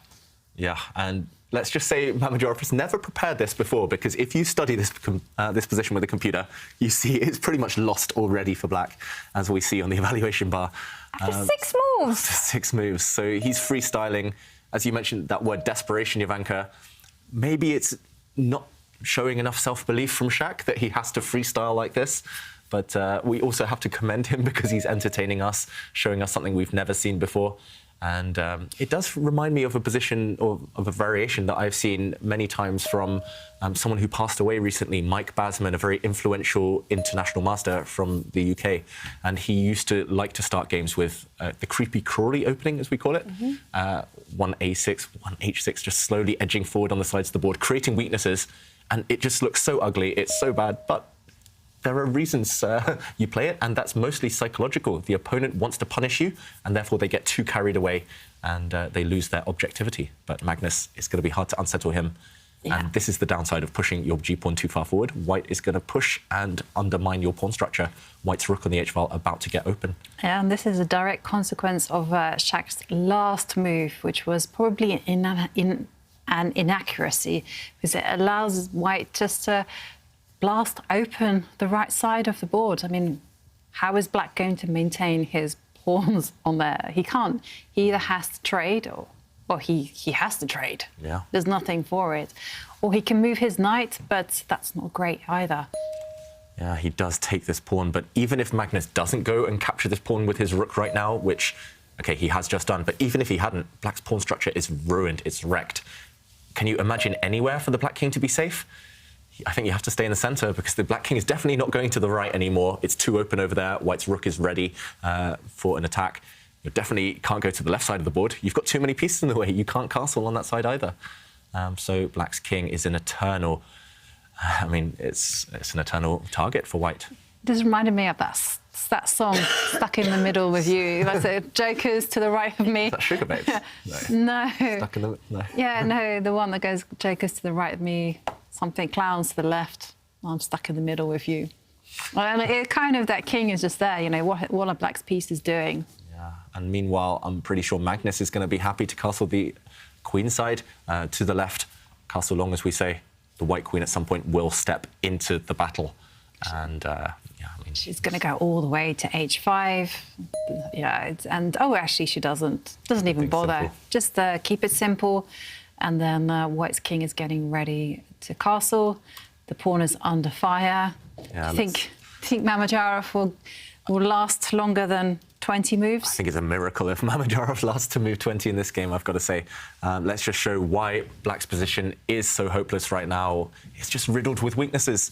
And firstly, this queen advance has lined up a direct threat against this h6 pawn. It's now attacked 3 times, and it's just going to fall sooner rather than later. And the other reason, as you say, Jovanka, I mean, for example, if you develop a piece, I don't think white's going to get greedy anytime soon. White can just castle. And all of white's pieces are participating. These knights, this bishop, all fantastically placed. White's king is going to be super safe in the corner. And, yeah, clear targets, especially with this bishop. The white rook can even slide across and undermine this guy. Black can't even develop his queenside knight. If black ever moves this piece out, then white can just take. White can just capture, and this pawn would drop. Maybe white wants more, but at the very minimum, you're going to go up a pawn. Yeah, this position is so ugly. And poor Mamadjarov impressing us so much with that g-pawn push, but this is the reason we don't freestyle in the opening. The consequence is you might get a position full of holes. And, OK, the knight moves to attack this rook, but the rook is just going to shift. You can step up 1 square. It can just step back the whole way if you want to play it super safe. Any rook move to safety, and Magnus has a decisive advantage. Too many asleep pieces, too many dormant black pieces over here. And yeah, no defence. Definitely, Magnus needs to be kind here and actually give Mamadjarov about 5 free moves. And then maybe And you'll then US. maybe he's okay, but even that, Anna, is a maybe. Yeah, exactly. Big maybe. I think I would just play it safe here. It's slightly tempting to go and blockade this H-pawn. But yeah, if you just play it safe, retreat the rook. OK, he does blockade in the end, Magnus Carlsen. Yeah, next move, pretty much automatically, you castle queenside. OK, he doesn't. First, he moves his bishop, but he's getting ready to castle queenside Magnus. And when that does happen, that will signal the beginning of the end, potentially for Mamedyarov. The knight firstly attacks the white rook. OK, he's found a good formation. We've got to give him credit. The rook is going to be forced to retreat. And OK, there we go. It retreats. Bit of an odd square in the eye line of this bishop. But That's unexpected. I mean, of course, white is still massively better. I was going to say go all the way to the starting square. yeah, I mean, this square just looks vulnerable. It's as if you're giving Mamedyarov hope somehow. But yeah, if you push this pawn forward to attack this rook and attack the knight at the same time, white can defend that. Those two threats in a very simple way. White's knight can jump to block, and this would be very strong. A capture does not help black at all, because actually white would have full control over the light squares. Instead, Mamedyarov jumps out with his queen to one side of the board, but Magnus, I mean, he wanted to castle anyway. White's king is going to be super safe on the b1 square. Is Mamedyarov, do you think, Jovanka, really going to try and copycat and castle? Well, he would dream of. I mean, that's just like a pipe dream or just some ambition, because as Magnus has done, just retreat the knight and the pawn on d6 is hanging. Yeah, I think we might see this game finish quite soon. Unfortunately for Mamedyarov, the queen is hanging. You have to move her no matter where you go. If Magnus wants to keep it super safe, he takes this pawn, gets the queens off the board, clear pawn advantage. Or you can even take this pawn. Remember, this one is still hanging. It's attacked 3 times. OK, Mamedyarov puts his queen in the middle of the board, but is this queen just going to get trapped at some point? I guess his idea, if the white pawn steps forward to attack the queen, which it has just done, is to give up his knight. But you're going to be a whole piece down, and we see the black queen trapped. It's captured. The white queen is captured, but at the end, Magnus just wins a knight for free. And Shak has decided he's had enough of that, and Magnus takes the point. Wow, that was a quick game, a quick day. 3 games, Magnus wins them all and takes 3 points against Shakhriyar Mamedyarov. Wow, Magnus Carlsen walking off. He must be super happy. 3 wins in his match against Mamedyarov. Let's hear what he says after that. Magnus, even quicker now. You've wrapped up the whole match. Tell us, was that a product of the match situation, G5? Yeah, I think actually G5 is a decent move in a lot of situations. Like, for instance, after knight c6, if knight c3, then you can play G5 quite reasonably. But when you don't have time to prevent D4, then that's just a lot worse. At the start of the day, you said this match could go either way. Were you expecting it to get over in just 3 games? No, I wasn't expecting that, but it's always one possible outcome that you get ahead from the start and then things flow quite smoothly. So I haven't had, I feel like, too many of those matches recently. So I was, happy to get one of those. Is the reason also because of Shak's chaotic, aggressive style that these kind of results can happen? Yeah, but I think anybody would struggle if I win the first game and I'm feeling okay. Fair enough. All right. Well, early evening for you. What's the plan to take some rest? Yeah, we'll see. I got a few extra hours now. I mean, probably it's still sun outside, so I'll try to do that. Usually when the games finish, it's almost dark, so that would be nice. Enjoy the evening. I don't think Mamedyarov is feeling sorry for Magnus if it's getting dark. It's the middle of the night for Mamedyarov. He must be upset after losing in 3 games. Another dominant win for Magnus Carlsen. Here is today's Lisaveta learning point.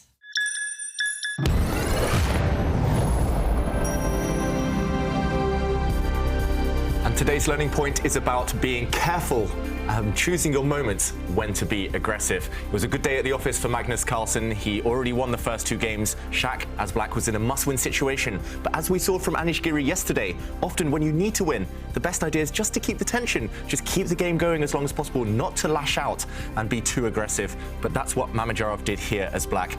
Very typical opening, a Sicilian, and Mamedyarov pushed his pawn to g5. This really impressed us in the studio with its courage, but unfortunately it just left too many weaknesses behind. This pawn is a clear target, and as we saw just a couple of moves later, stopping now at the advance of this pawn, Magnus, just pushing this pawn, and suddenly g5 is already a target. It's hit by the white bishop, it's hit by the white knight. Yes, the surprise factor was there, but Magnus reacted very calmly. And just to show how Magnus wrapped this up, after a couple of captures, after some pieces were developed, this was already the beginning of the end. Only on move 9, Magnus seizes a decisive advantage by pushing forward his h-pawn. He opens up his rook, he shatters the black pawn structure, and now Mamedyarov must have been regretting his decision. This pawn should actually be back 1 square, and then we would have had a more sensible game. So don't lash out, just be patient, and don't create weaknesses. Not the best day for the great Shakhriyar Mamedyarov, but what can you say about Magnus Carlsen today, Jovanka? Is this the world #1 at his best? Definitely, you know, he's got the chess psychology spot on. He's understood what Shakhriyar's weaknesses are, and he's just played the right choices.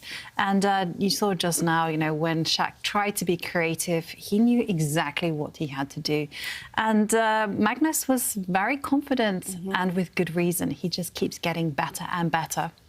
Still matches, of course, going on. There are, all of them can actually be decided in game 3. We do have the puzzle going on.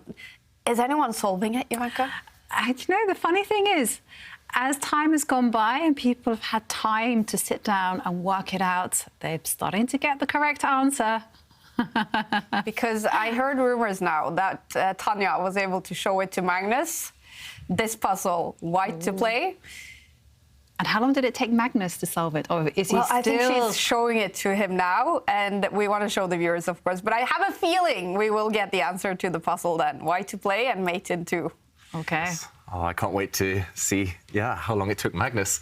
It took me a while, just because the first move, it kind of came by instinct, just by pure luck. But then you have to work out the details here and there. But for the top players in the world, I'm pretty sure it'll take Magnus 30 seconds, maybe a minute max. Let's see. Let's head to Tanya. So the puzzle is happening.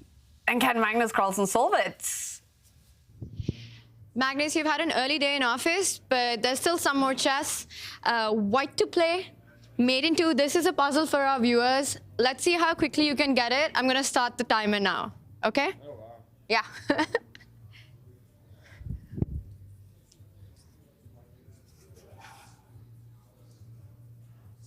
Not so easy, huh? Yeah, first thought was rook f4, but that doesn't actually work. So mate in 2s you can usually find by process of elimination. Okay, let me see. Is it Zugzwang? That could be. It sometimes is in these cases. So let me try and think. Yeah, I'm assuming it's not a check, first of all. It usually isn't, no, in such puzzles? No, that's like the times that I can't solve this is usually because it's a check on the first moment. It didn't occur to me. Oh, wait a sec.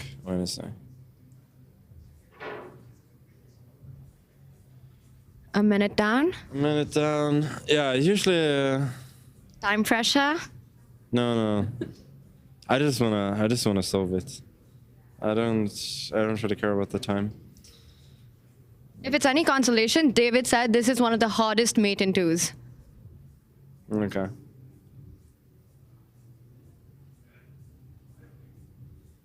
So I gotta consider every move. Queen a8. Are you sure? No, but I mean, once I saw the move, I thought it It had to be. Yeah, but queen d4 takes away the d4 square, so rook e3 is mate. Otherwise, it's knight d6 or knight c5. Is that it? Is that your final answer? I mean, are you trying? No, yeah, that is my final answer. Well done, you got it in about less than 2 minutes. Yeah. Not bad. It's nice, huh? Yeah, it's really nice. But it's typical. It's actually typical of these puzzles. So what's the world champion's thought process while solving this? How do our viewers get to this? Yeah, I was just looking at all sorts of different moves. And then I was trying, you know,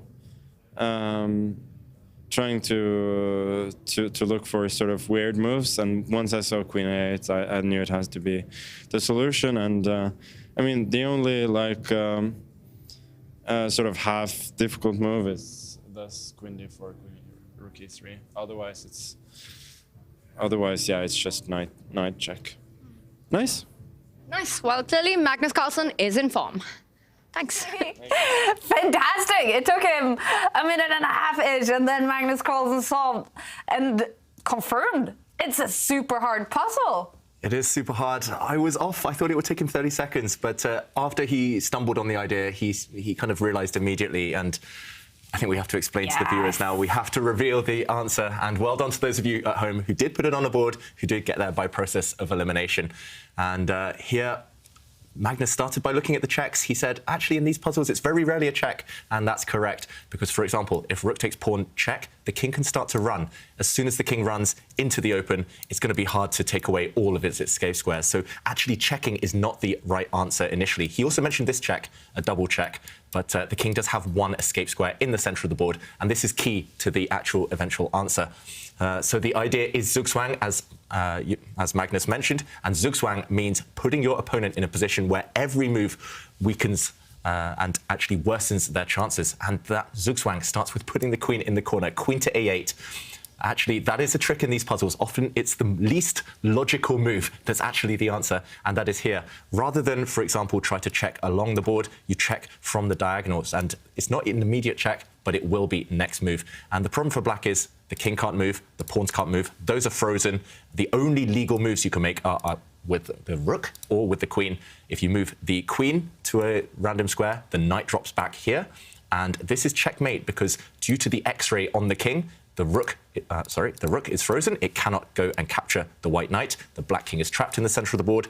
If the rook moves, however, for example, across the board, the knight drops back again, and due to the X-ray, the knight is untouchable. This is, again, checkmate. The king trapped in the center, hit by the white knight.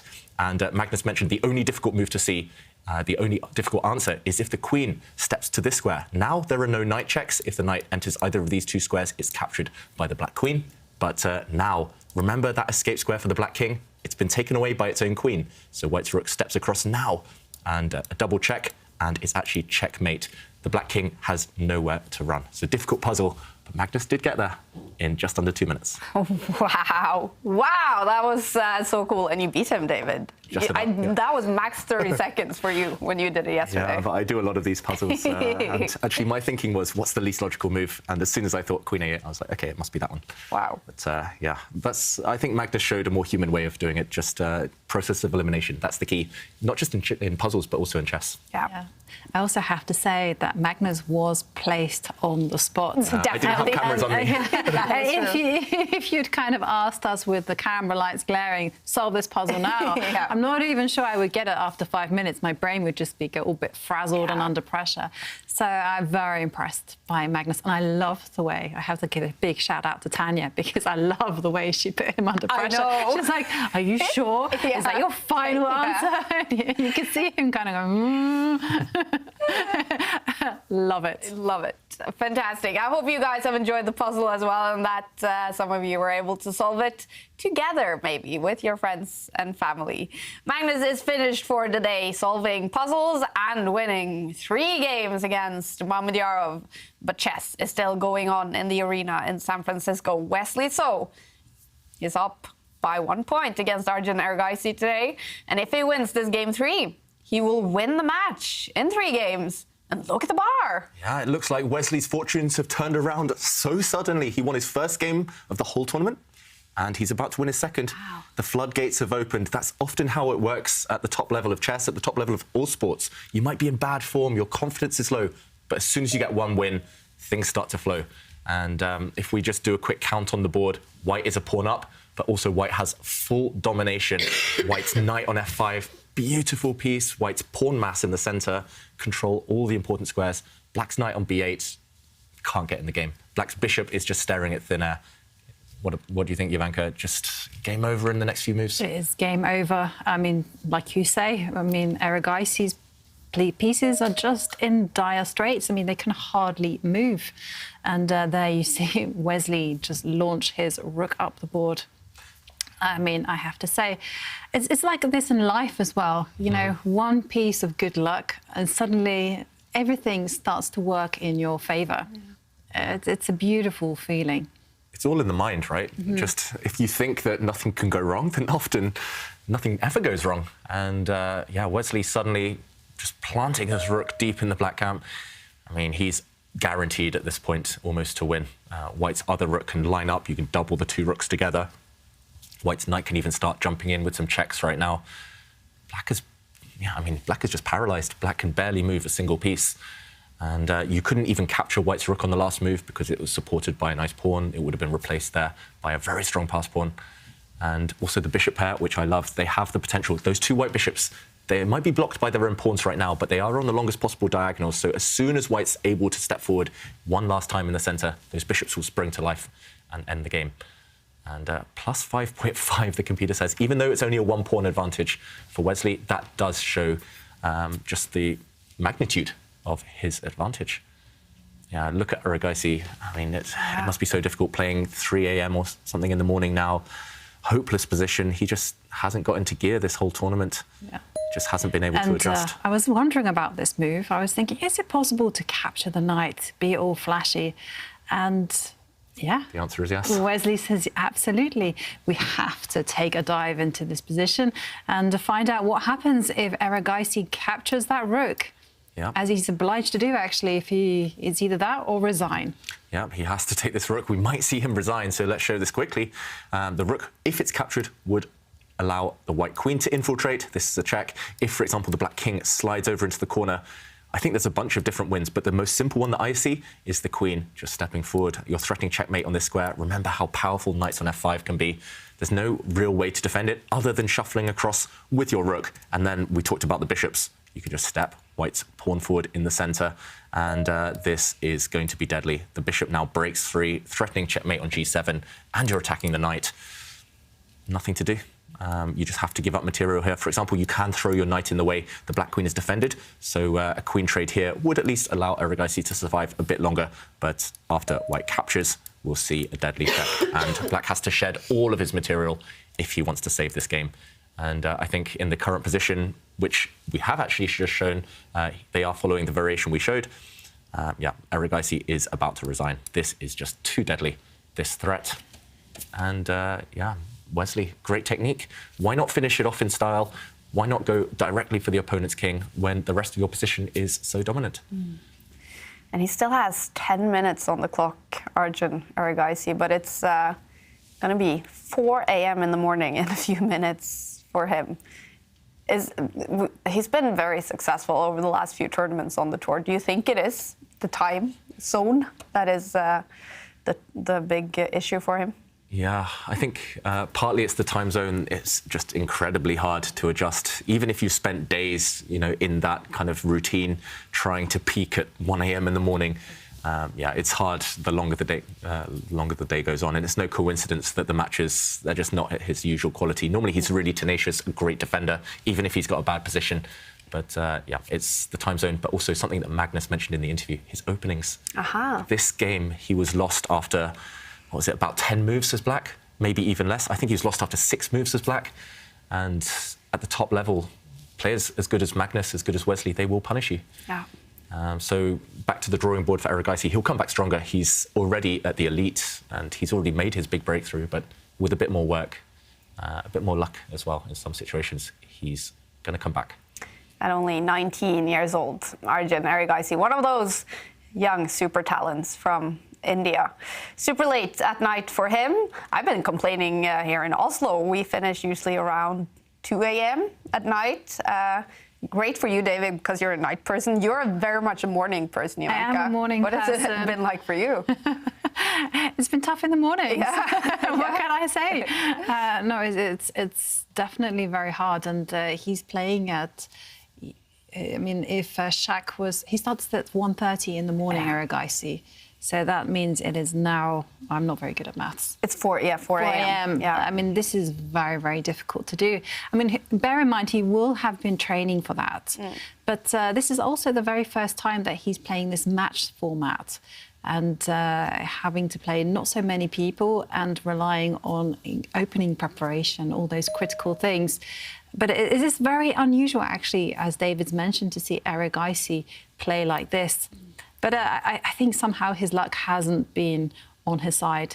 And he steps forward with his knight. This is just desperation. Yeah, he captures a pawn, but now if white just steps back, for example, the white queen can step back and take the knight. It has just done. White's actually ahead in material again. If we do a count, white has a knight and bishop and a pawn just for a rook. So white's several points up on the tally in terms of material. And white has this ongoing attack. Look at the g7 pawn. White's dark squared bishop from afar is attacking. White's knight is attacking that pawn. All white needs to do is step back his king to any safe square. I would probably just go back to f1 just to guard white's light squared bishop. I think we'll see Aragaisi give up there. Yeah, I think that the white king can unfortunately retreat to almost any square. There's only one square on the board that would be an absolute disaster. And there's no way that Wesley was ever going to put the king on the E1 square. Instead, he runs up to F3. And again, the queens are going to come off the board. And this means that Aragaisi has a material deficit. And it's just going to be game over. Nothing to do with expecting him to resign now. Yeah, pretty much now. OK, he takes the queens off first. He defends that g7 point that we were mentioning. But, OK, Wesley can just slowly regroup now. He can even capture on g7 if he wants. He will go into an endgame, two clear pawns, two connected pass pawns up. Or you can see Harry the h-pawn start marching. White's light square bishop might repurpose itself. Yeah, this one is a matter of time, a matter of technique. I think Aragaisi's just playing out of inertia now. He just doesn't want to click that resign button, end the day. Maybe it would be wise just to go to sleep, just to get this one out of his system. I do quite like Wesley's last move, though. It's very sadistic. You know, it's just simply improving his worst-placed piece. The bishop is getting ready to relocate itself to the c4 square, attack a rook, and, well, Aragaisi just lines up the two rooks, but the rooks are actually not targeting a single thing. Yeah. And I also like your move, h4. Yeah. Push the h-pawn. Black is actually attacking that h-pawn, so it makes some sense. But no, Wesley brings his bishop in. I think he's getting ready to try and create some checkmating ideas against the black king. Black's king is trapped in the corner, hence Aragaisi giving it some breathing space. But this still won't help. All white needs to do is add the rook into the mix. Somehow add white's rook into the attack. And, yeah, that will be the breaking point. Yeah, the problem, I think the reason we're not showing any lines here is because Wesley can just build up. Black is almost helpless. Black's bishop offside, not doing anything. Black's rooks look nice and pretty on the open file, but every infiltration square they want to use is covered by white's bishops. Still, it's just been a tough, tough day. Tough 3 days, actually, for Aragaisi. And it's been a tough day for 4 players today. Mamedyarov lost in 3 games to Magnus Carlsen. Aragaisi is about to do the same.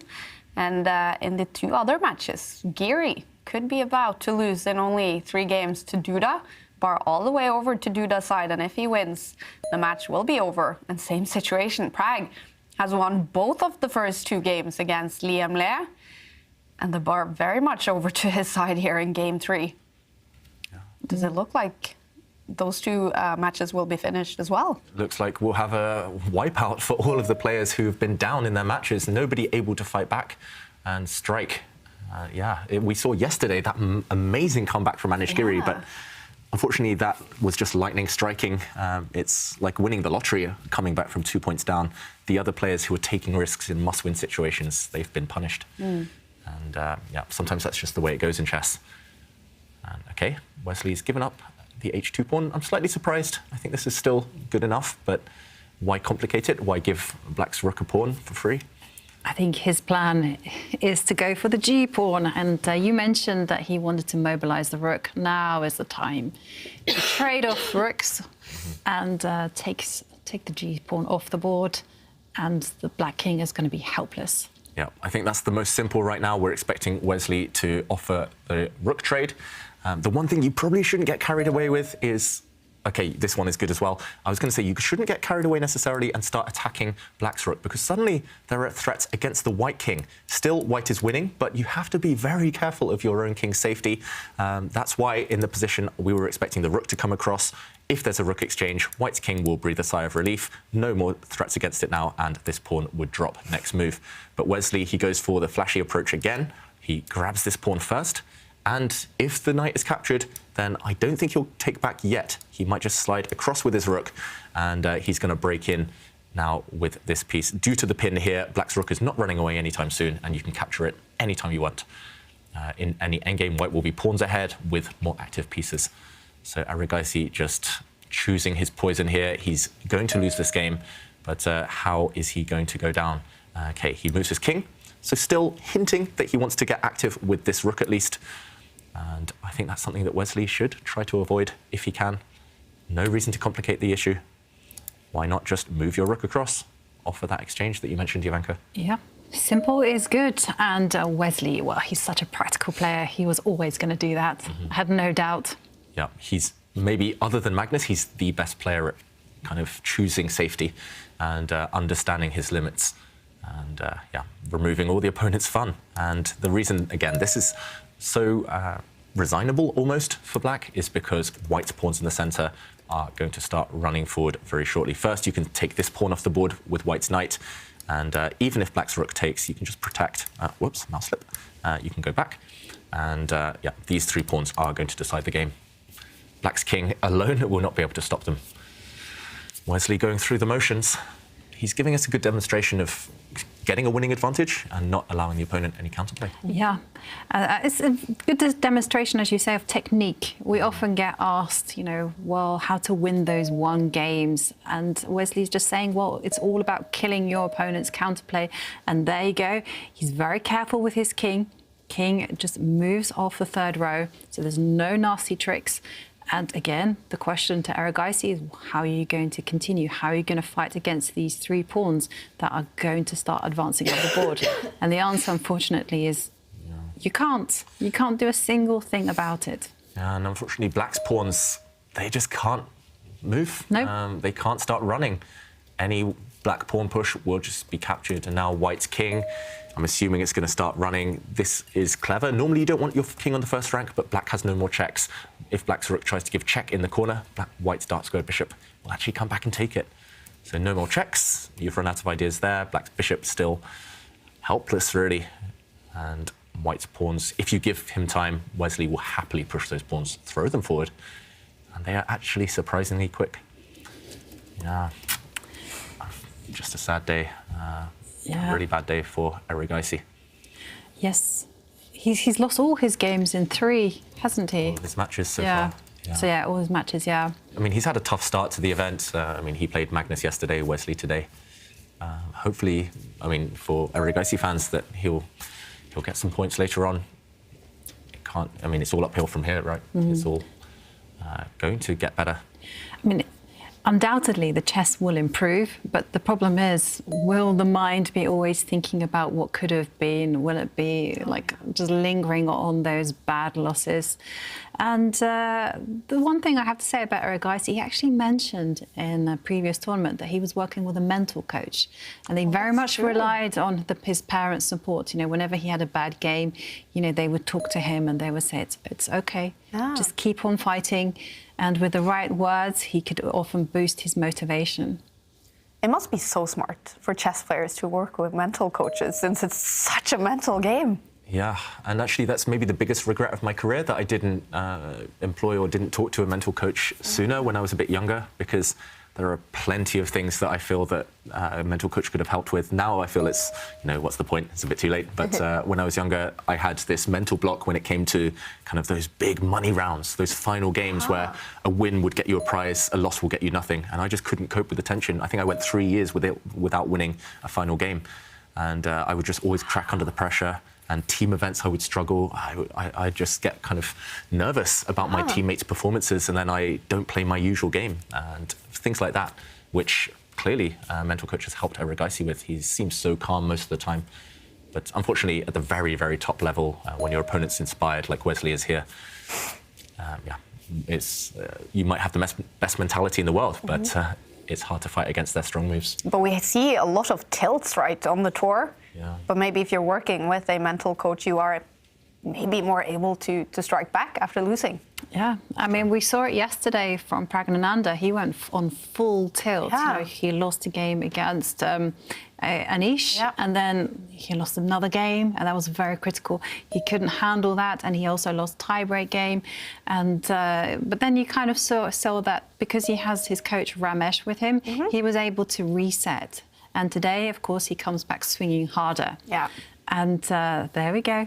The G-pawn is advancing up the board, and we're going to see it advance one square more. And now the king has to put itself in the eye line of the dark square bishop. The knight will just move away with the check. And the two fellows, F and G-pawns, they're just going to win the game, march to a victory. Yeah, if you look at the right half of the board from the E file to the H file, it's just the black king fighting against the whole of white's army. It's like, this is Sparta, it's just one warrior against hundreds almost. And that's why the evaluation bar says it's so good for white. White's knight can move out the way, and that will be a check from white's dark square bishop. Like Jovanka says, you can just continue pushing the pawns, push the white F pawn. Yeah, this wave, this tide that's going to wash over the black king, it's coming. Nothing to do. The knight moves out the way, discovered check. Black king has to run. And then the pawns are moving. Yep. Yeah, it's just hard to suggest anything here. Okay, he moves his king. I think this is the best chance, at least stopping the white pawns from advancing temporarily. That Spartan warrior. Unfortunately, it's not a very good warrior. I mean, it can get checkmated, and you always have to protect it. So I like this move from Wesley. Cool calculation. Once again, the F-pawn is threatening to give a deadly check. Yeah, black C-pawn takes too long, simply. He's pushing it, he's trying, this is his best bet, but it still needs... I mean, he needs to move his rook out the way, he needs two pawn pushes, and white's pawns are now gaining time every turn against that Spartan king. Now they're going to take another step forward. Yeah, push the G-pawn. That's close to queening. That is very, very close. And the problem is that when a queen appears, it would also put the king in mortal danger. So even if it is a race and black manages the queen, well, it's not going to be of any use. And here he comes. Gives a check. Black will give a check. White's about to make a new queen, though. I think any safe square for this king. I think put it. Any legal move, I think, is winning for white. But yeah, why not move the king to the G2 square? There we go. Wesley chooses the safest on a light square, away from any bishop checks. And yeah, a white queen is appearing on the board. Next move, white's knight can now come forward and support the advance. Cover that G8 square. Promotion inevitable. Yep. And Wesley plays that move. A white queen is about to appear. Will Erigaisi resign, or will he allow checkmate? Looks like he's given up. Wesley takes the win. His first match win of the Tour Finals. Wesley So takes all 3 points after only 3 games. A dominant match win for the American. Finally, he's on a roll now. Wesley So started winning on day 3 of the Tour Finals. 3 points for him. And just as he finished, we did see also Duda win the match against Giri in game 3. Winning 2 games, Duda. Anish Giri has struggled in the San Francisco arena today. And Wesley So must be, do you think he's relieved now to finally get that match win? I think he was more relieved at actually winning the game because he came so close against Magnus. He also had an opportunity to beat Liam Lay in the first game of their encounter. And now he was also close in their first match against Erigaisi, but that slipped from his hands. So when he finally managed to win a game, it would have been like, wow, I can actually play chess. I can actually win. And of course, once that's out of the way, the psychological barriers break down. And we see that Wesley was just very impressive in this third game. Yeah, he's heading out to the lounge. I'm excited to hear from Wesley after winning his first match in the tour finals. Wesley, you mentioned you're happy to win your first game, and now you won your first match. Feeling good? Yeah, certainly. First meltwater match win of the year. I'm very pleased. I mean, yeah, I think the match turned out pretty okay. I think Arjun is a very strong player, but maybe he's focusing on classical chess. It seems his play here in Rapid seems to be a bit uncertain, like he's doubting himself. But he's very young, you know, he's very strong, and he's gonna improve pretty soon, I'm sure. Magnus had mentioned that Arjun still struggled a little bit with his openings. Did you have the same feeling? Yeah, for sure. I mean, this match, for sure he showed it. I don't know, his classical opening seems to be pretty fine, because I remember we were preparing for him in the Olympiad, and he crushed Lanier Dominguez with his F3 Nimso. And I was very pleased at that point, because Levon was feeling sick. And if he played, then I would have black against Arjun. And that's the last thing I want for the last round, the Olympiad. I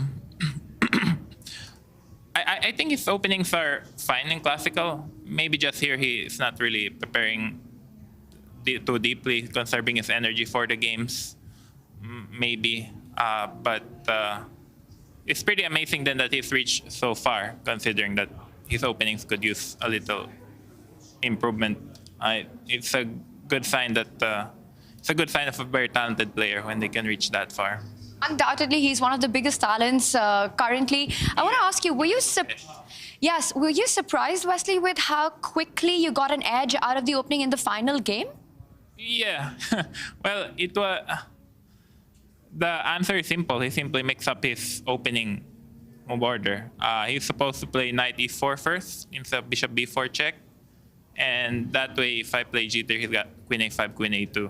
So that's so funny how he played bishop b4 check first, how he just played it without thinking. I think he still couldn't move on from the loss in the second game. And for the last round, he figured he just play quickly and try to get a big edge on the clock, which he did. But with the 10-second increment, it didn't really work. I saw this idea before knight h4 in the youth championship, played by Ray Robson. I mean, black can play bishop e4 if he wants. I assume that's what Arjun was hoping for, like to get the structure where white has to play f3. But yeah, in the game, I had such a nice position. Yeah, doesn't happen all the time.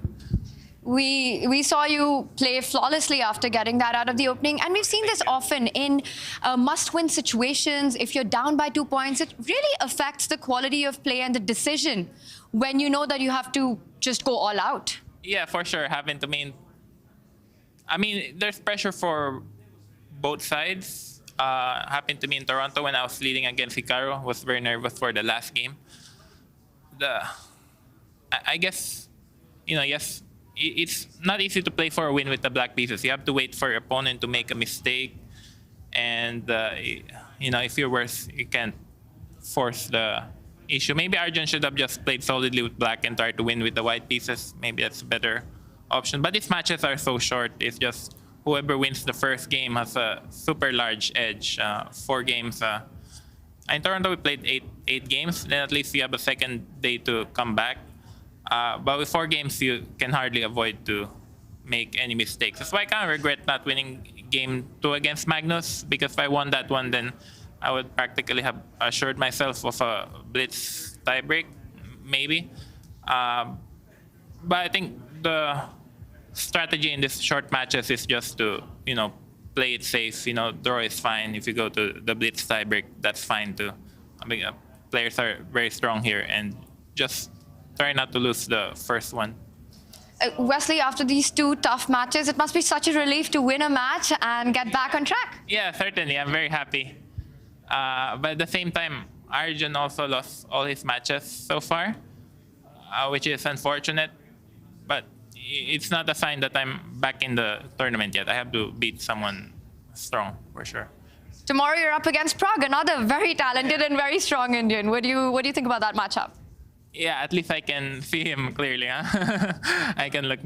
In Game 4, when Magnus blundered against me, he was pouting himself. So I was more curious on watching his reaction when he played Queen G6 than anything else. But it's nice to, play someone face to face. I've always been impressed by these young teenagers.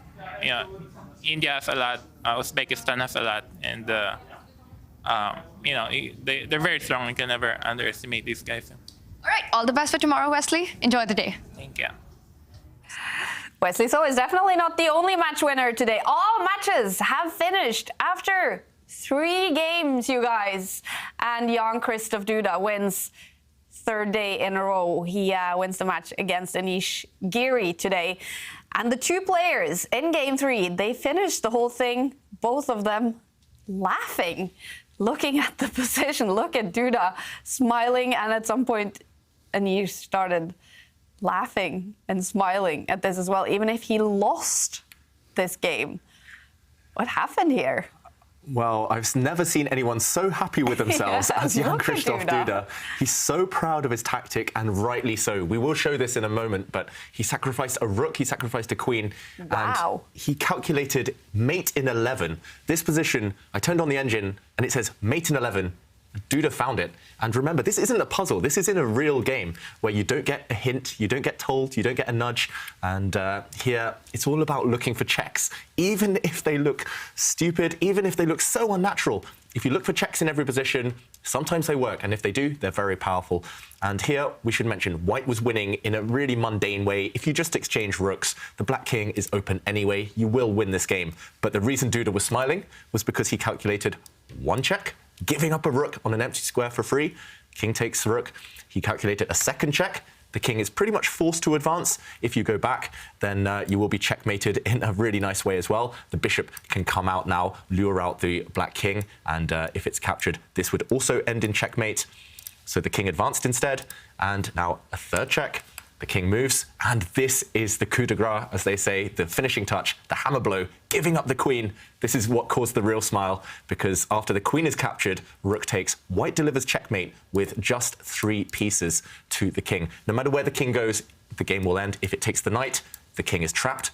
You checkmate with the pawn, also incredibly rare, but the move Giri played, stepping back, this fails to what Duda found. He spotted all of this in advance. He moved his rook out the way, discovered check, and when the king steps back, another check, and finally, the killer blow. You force the king around in a circle, and you trap it in the corner. He calculated all of this in advance, and I think we have a late contender for game of the season.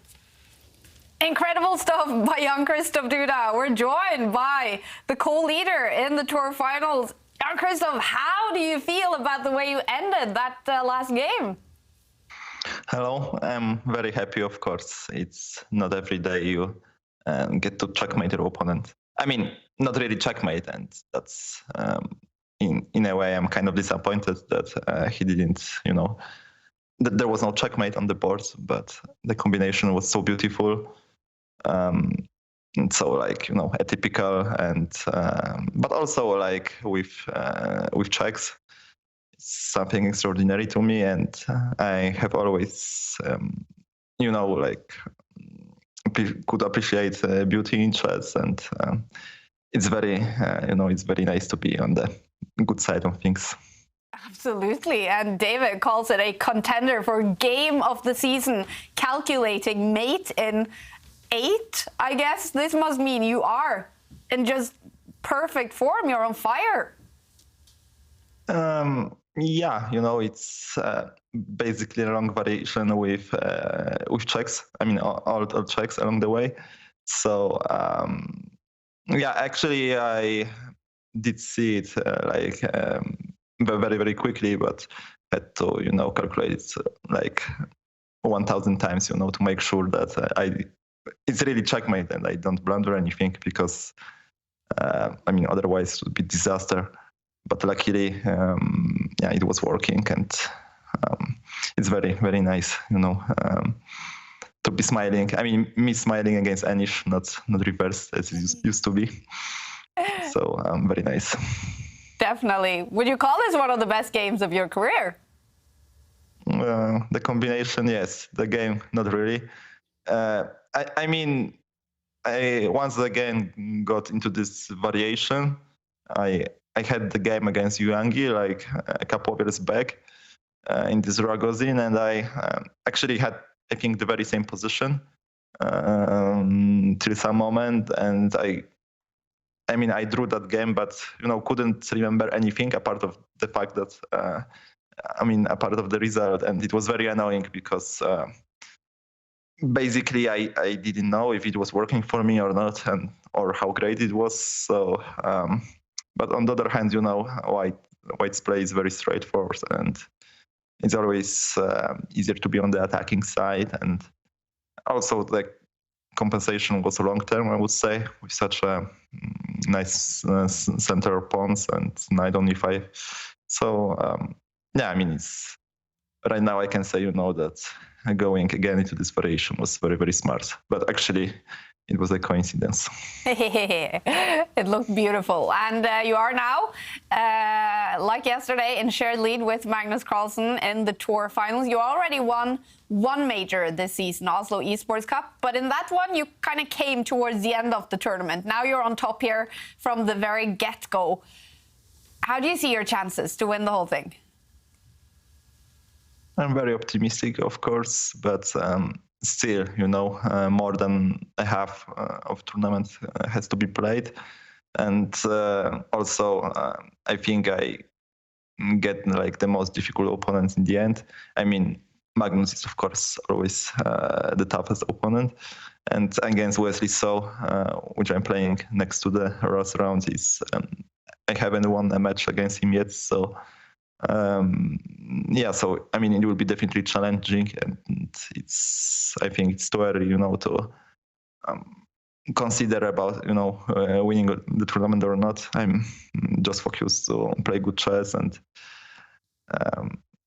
yeah, and be as precise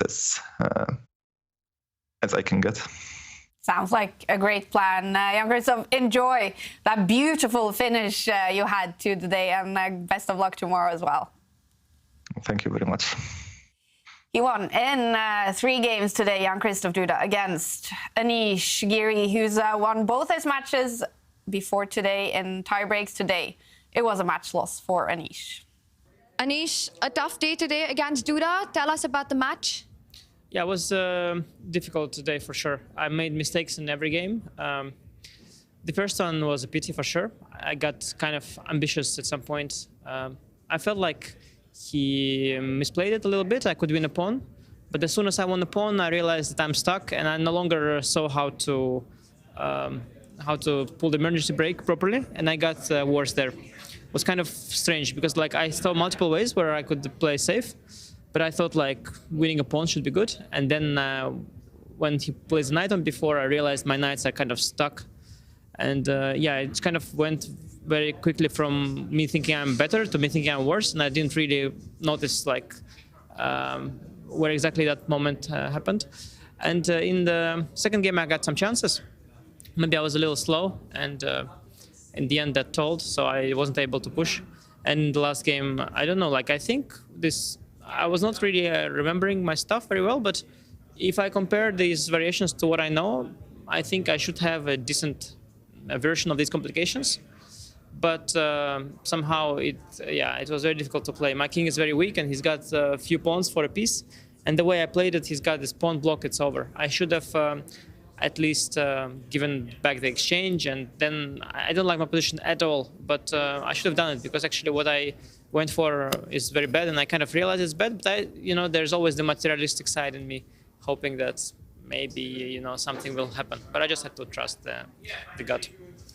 All right, but despite having this very difficult, these difficult games, we saw in game 3, there was this beautiful finish that happened after f6, and both you and Jan-Krzysztof Duda had a smile on your face. It felt like you were also admiring the beauty, despite it being difficult for you. Yeah, at that point I saw multiple wins for him, but I didn't see this first one. It was very pretty. I think it's a very pretty variation somehow. The way, I don't know, the way the rook goes to e4, e7, I think it's very unusual, and it's kudos to him for finding it. I mean, I thought, for example, just take on c8 and f6, something like that, was completely winning, but yeah, I appreciated his efforts of trying to find a beautiful checkmate. And was that the reason that you let it play out on the board? I didn't fully let it play out on the board. I don't really like that. But okay, I think rook e5 is a move that some people would struggle with if they're very new at chess. But after that, I think Agadmator will show them how it's done. And tomorrow you're playing against Magnus. Your thoughts on that? Yeah, it's going to be very, very tough. But I will definitely try my hardest to give a good fight. Because usually with Magnus, either you get crushed or it gets close. And yeah, let's hope tomorrow will be one of the matches when it gets close. We look forward to it. All the best. Get some rest. Thank you. The only player in the San Francisco arena to lose today, Anish Giri, in 3 games. Jan-Krzysztof Duda finishing off in style. All matches finished in 3 games. Wesley So, all 3 points against Ergaisi. Magnus Carlsen, 3 wins and 3 points against Shakhriyar Mamdyarov. And Pragnananda, 3 massive wins against Liam Le to gain all 3 points. Standings in the tour finals after 3 out of 7 rounds. Magnus Carlsen and Jan-Krzysztof Duda have both scored a full score. 3 wins, 9 points for both of them. Anish Giri, 5 points behind with 4 points, same as now Prag and Liam Le. Shakhriyar Mamdyarov, he's still stuck on 3 points. Wesley So getting his first points today. 3 points. Arjun Ergaisi still in bottom of the table. But a great day today for Prag. He lost the match yesterday, but today a massive win for the young Indian. Prag wrapping up the match in 3 games with 3 wins. You must be relieved after the way things went the first 2 days. Yeah, it's definitely good to be back. My first match win, so yeah, I'm happy with the way today went overall. That also against somebody like Liam, who's such a difficult player to beat. What clicked today for you? I don't know. The first game, what happened in the first game? No, second game I can remember. Yeah, the first game I got this very nice knight g5, knight h5, and quickly it went my way. And second game, I think he made this emotional decision with f4 because of the match situation. Because otherwise, I don't think Liam would play that in probably 100 games. He would never play f4. So I think it was just an emotional decision. After that, I got a very good position, but then I was not playing well. Then I had a lot of chances. But okay, in the end, with little time, his king was weak and I won. And this game, okay, I needed a draw, so I didn't want to. I didn't want to think about that, but it comes to your mind, so nothing can be done. And I played this knight e4 decision, which I'm not very happy about. It was trying to make a draw, which I shouldn't be trying. I mean, I don't mean that way. Like, I shouldn't be just ruthlessly going for a draw. But then, okay, things somehow turned out for me. After he played e4, I think my position was very comfortable there. Do you think after the experience of yesterday being 2 game points up, it helped you today to keep things under control in the 3rd game? It definitely helps, the experience, but I don't want this experience. I wanted to win yesterday. But yeah, overall, I think, as I said, this whole tournament is a very good experience, to learn how to play this match situation, how not to play in a situation where you just need a draw. So this kind of situation is a very good experience for me. And Prag, you're up against Wesley tomorrow. Your thoughts on that matchup? Yeah, it'll be interesting and it'll be a tough match as well. So yeah, we'll see. I'm just hoping play some good chess there. Okay, awesome. Talking about good chess, we've got a puzzle for you, so don't go anywhere, and all the best for tomorrow. Yeah, thank you. Thanks. Great day for Prag, and Tanya mentions the puzzles. It's been so much fun to see the viewers and the players solve this puzzle. Yeah, absolutely. And I just love how the progression on social media, you know, first of all, a lot of people submitted wrong answers and then they thought about it more and they were like, can I scratch that? And there we have Yogesh Yogendra, who said, David, it's unfair. It only took you 20 seconds. I had to stop doing my quantum assignment and waste 25 minutes on this. But you are completely right, Yogesh. Queen A8 followed by by knight c5 is also the right answer. Yeah. But you get the joy, the eureka moment. 25 minutes well spent. Yeah. Exactly. And if it's any consolation, Magnus Carlsen spent 1.5 minutes on this puzzle, and now Tanya has been able to gather the 3 other players in San Francisco as well. So let's take a look at that. Can they solve this incredibly hard puzzle? So, Kaja, we've got Prag, Anish and Wesley here to solve our puzzle of the day. Let's see who gets it first and in how much time. White to play mate into. We've already got an answer. Huh? I was thinking between bishop h1. I heard somebody say queen a8. Yeah, I said it. I like the sound of it. I like the sound of that move. I like the sound of that move. Yeah, normally mate into you just have to make a quiet move, so you have to look at king moves, queen h1 moves. or queen a8, like it's one of the pretty You guys have to give me one answer. But bishop f1, bishop h1, there's queen d8. Bishop h1, queen d8.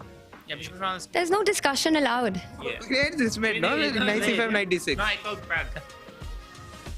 I told you before, right? Can we also get one position? Can we get one position without Prague interfering? So The problem is Prague's coach wrote this puzzle books recently, so Prague knows all about it even before. But there is no mate in 2 there. Huh? But there is no mate in 2 there. Actually, we have a book. Is Queen A8 your final answer, Prague? Yeah. For everyone. For everyone. All right, we have a winner. We have a winner here, but I have to say I have to give it to Prague. He's the first one who said it, Wesley. So we split the price.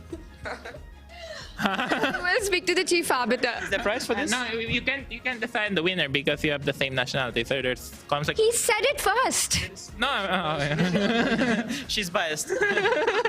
You don't know. Maybe I told him. There we have it. Prague with Queen A8 in about 10 seconds. If there is like a rook here or something like this, and then you have all the pieces on the diagonal, and that would make it actually prettier. Then rook h2. You need one more extra rook. You need a They cannot. No, but there's probably some other. Yeah, does it work now? No, but you won't. But I don't think. Is queen a8 the only move? Yeah, but now it's very pretty because now you've got all the pieces lined up, and the last piece comes on the diagonal, and it's over. There we have it. Set up another puzzle competition, and this one Anish wins. Where's my prize? Your prize another Puma shoe. Yeah, you got your Puma shoes. Good luck. Good. Well done, Prague. The mood in the San Francisco arena is great. We have finished 3 out of 7 days in the tour finals. And tomorrow and day 4, there will be a match inside the San Francisco arena. It's going to be Anish Giri against Magnus Carlsen.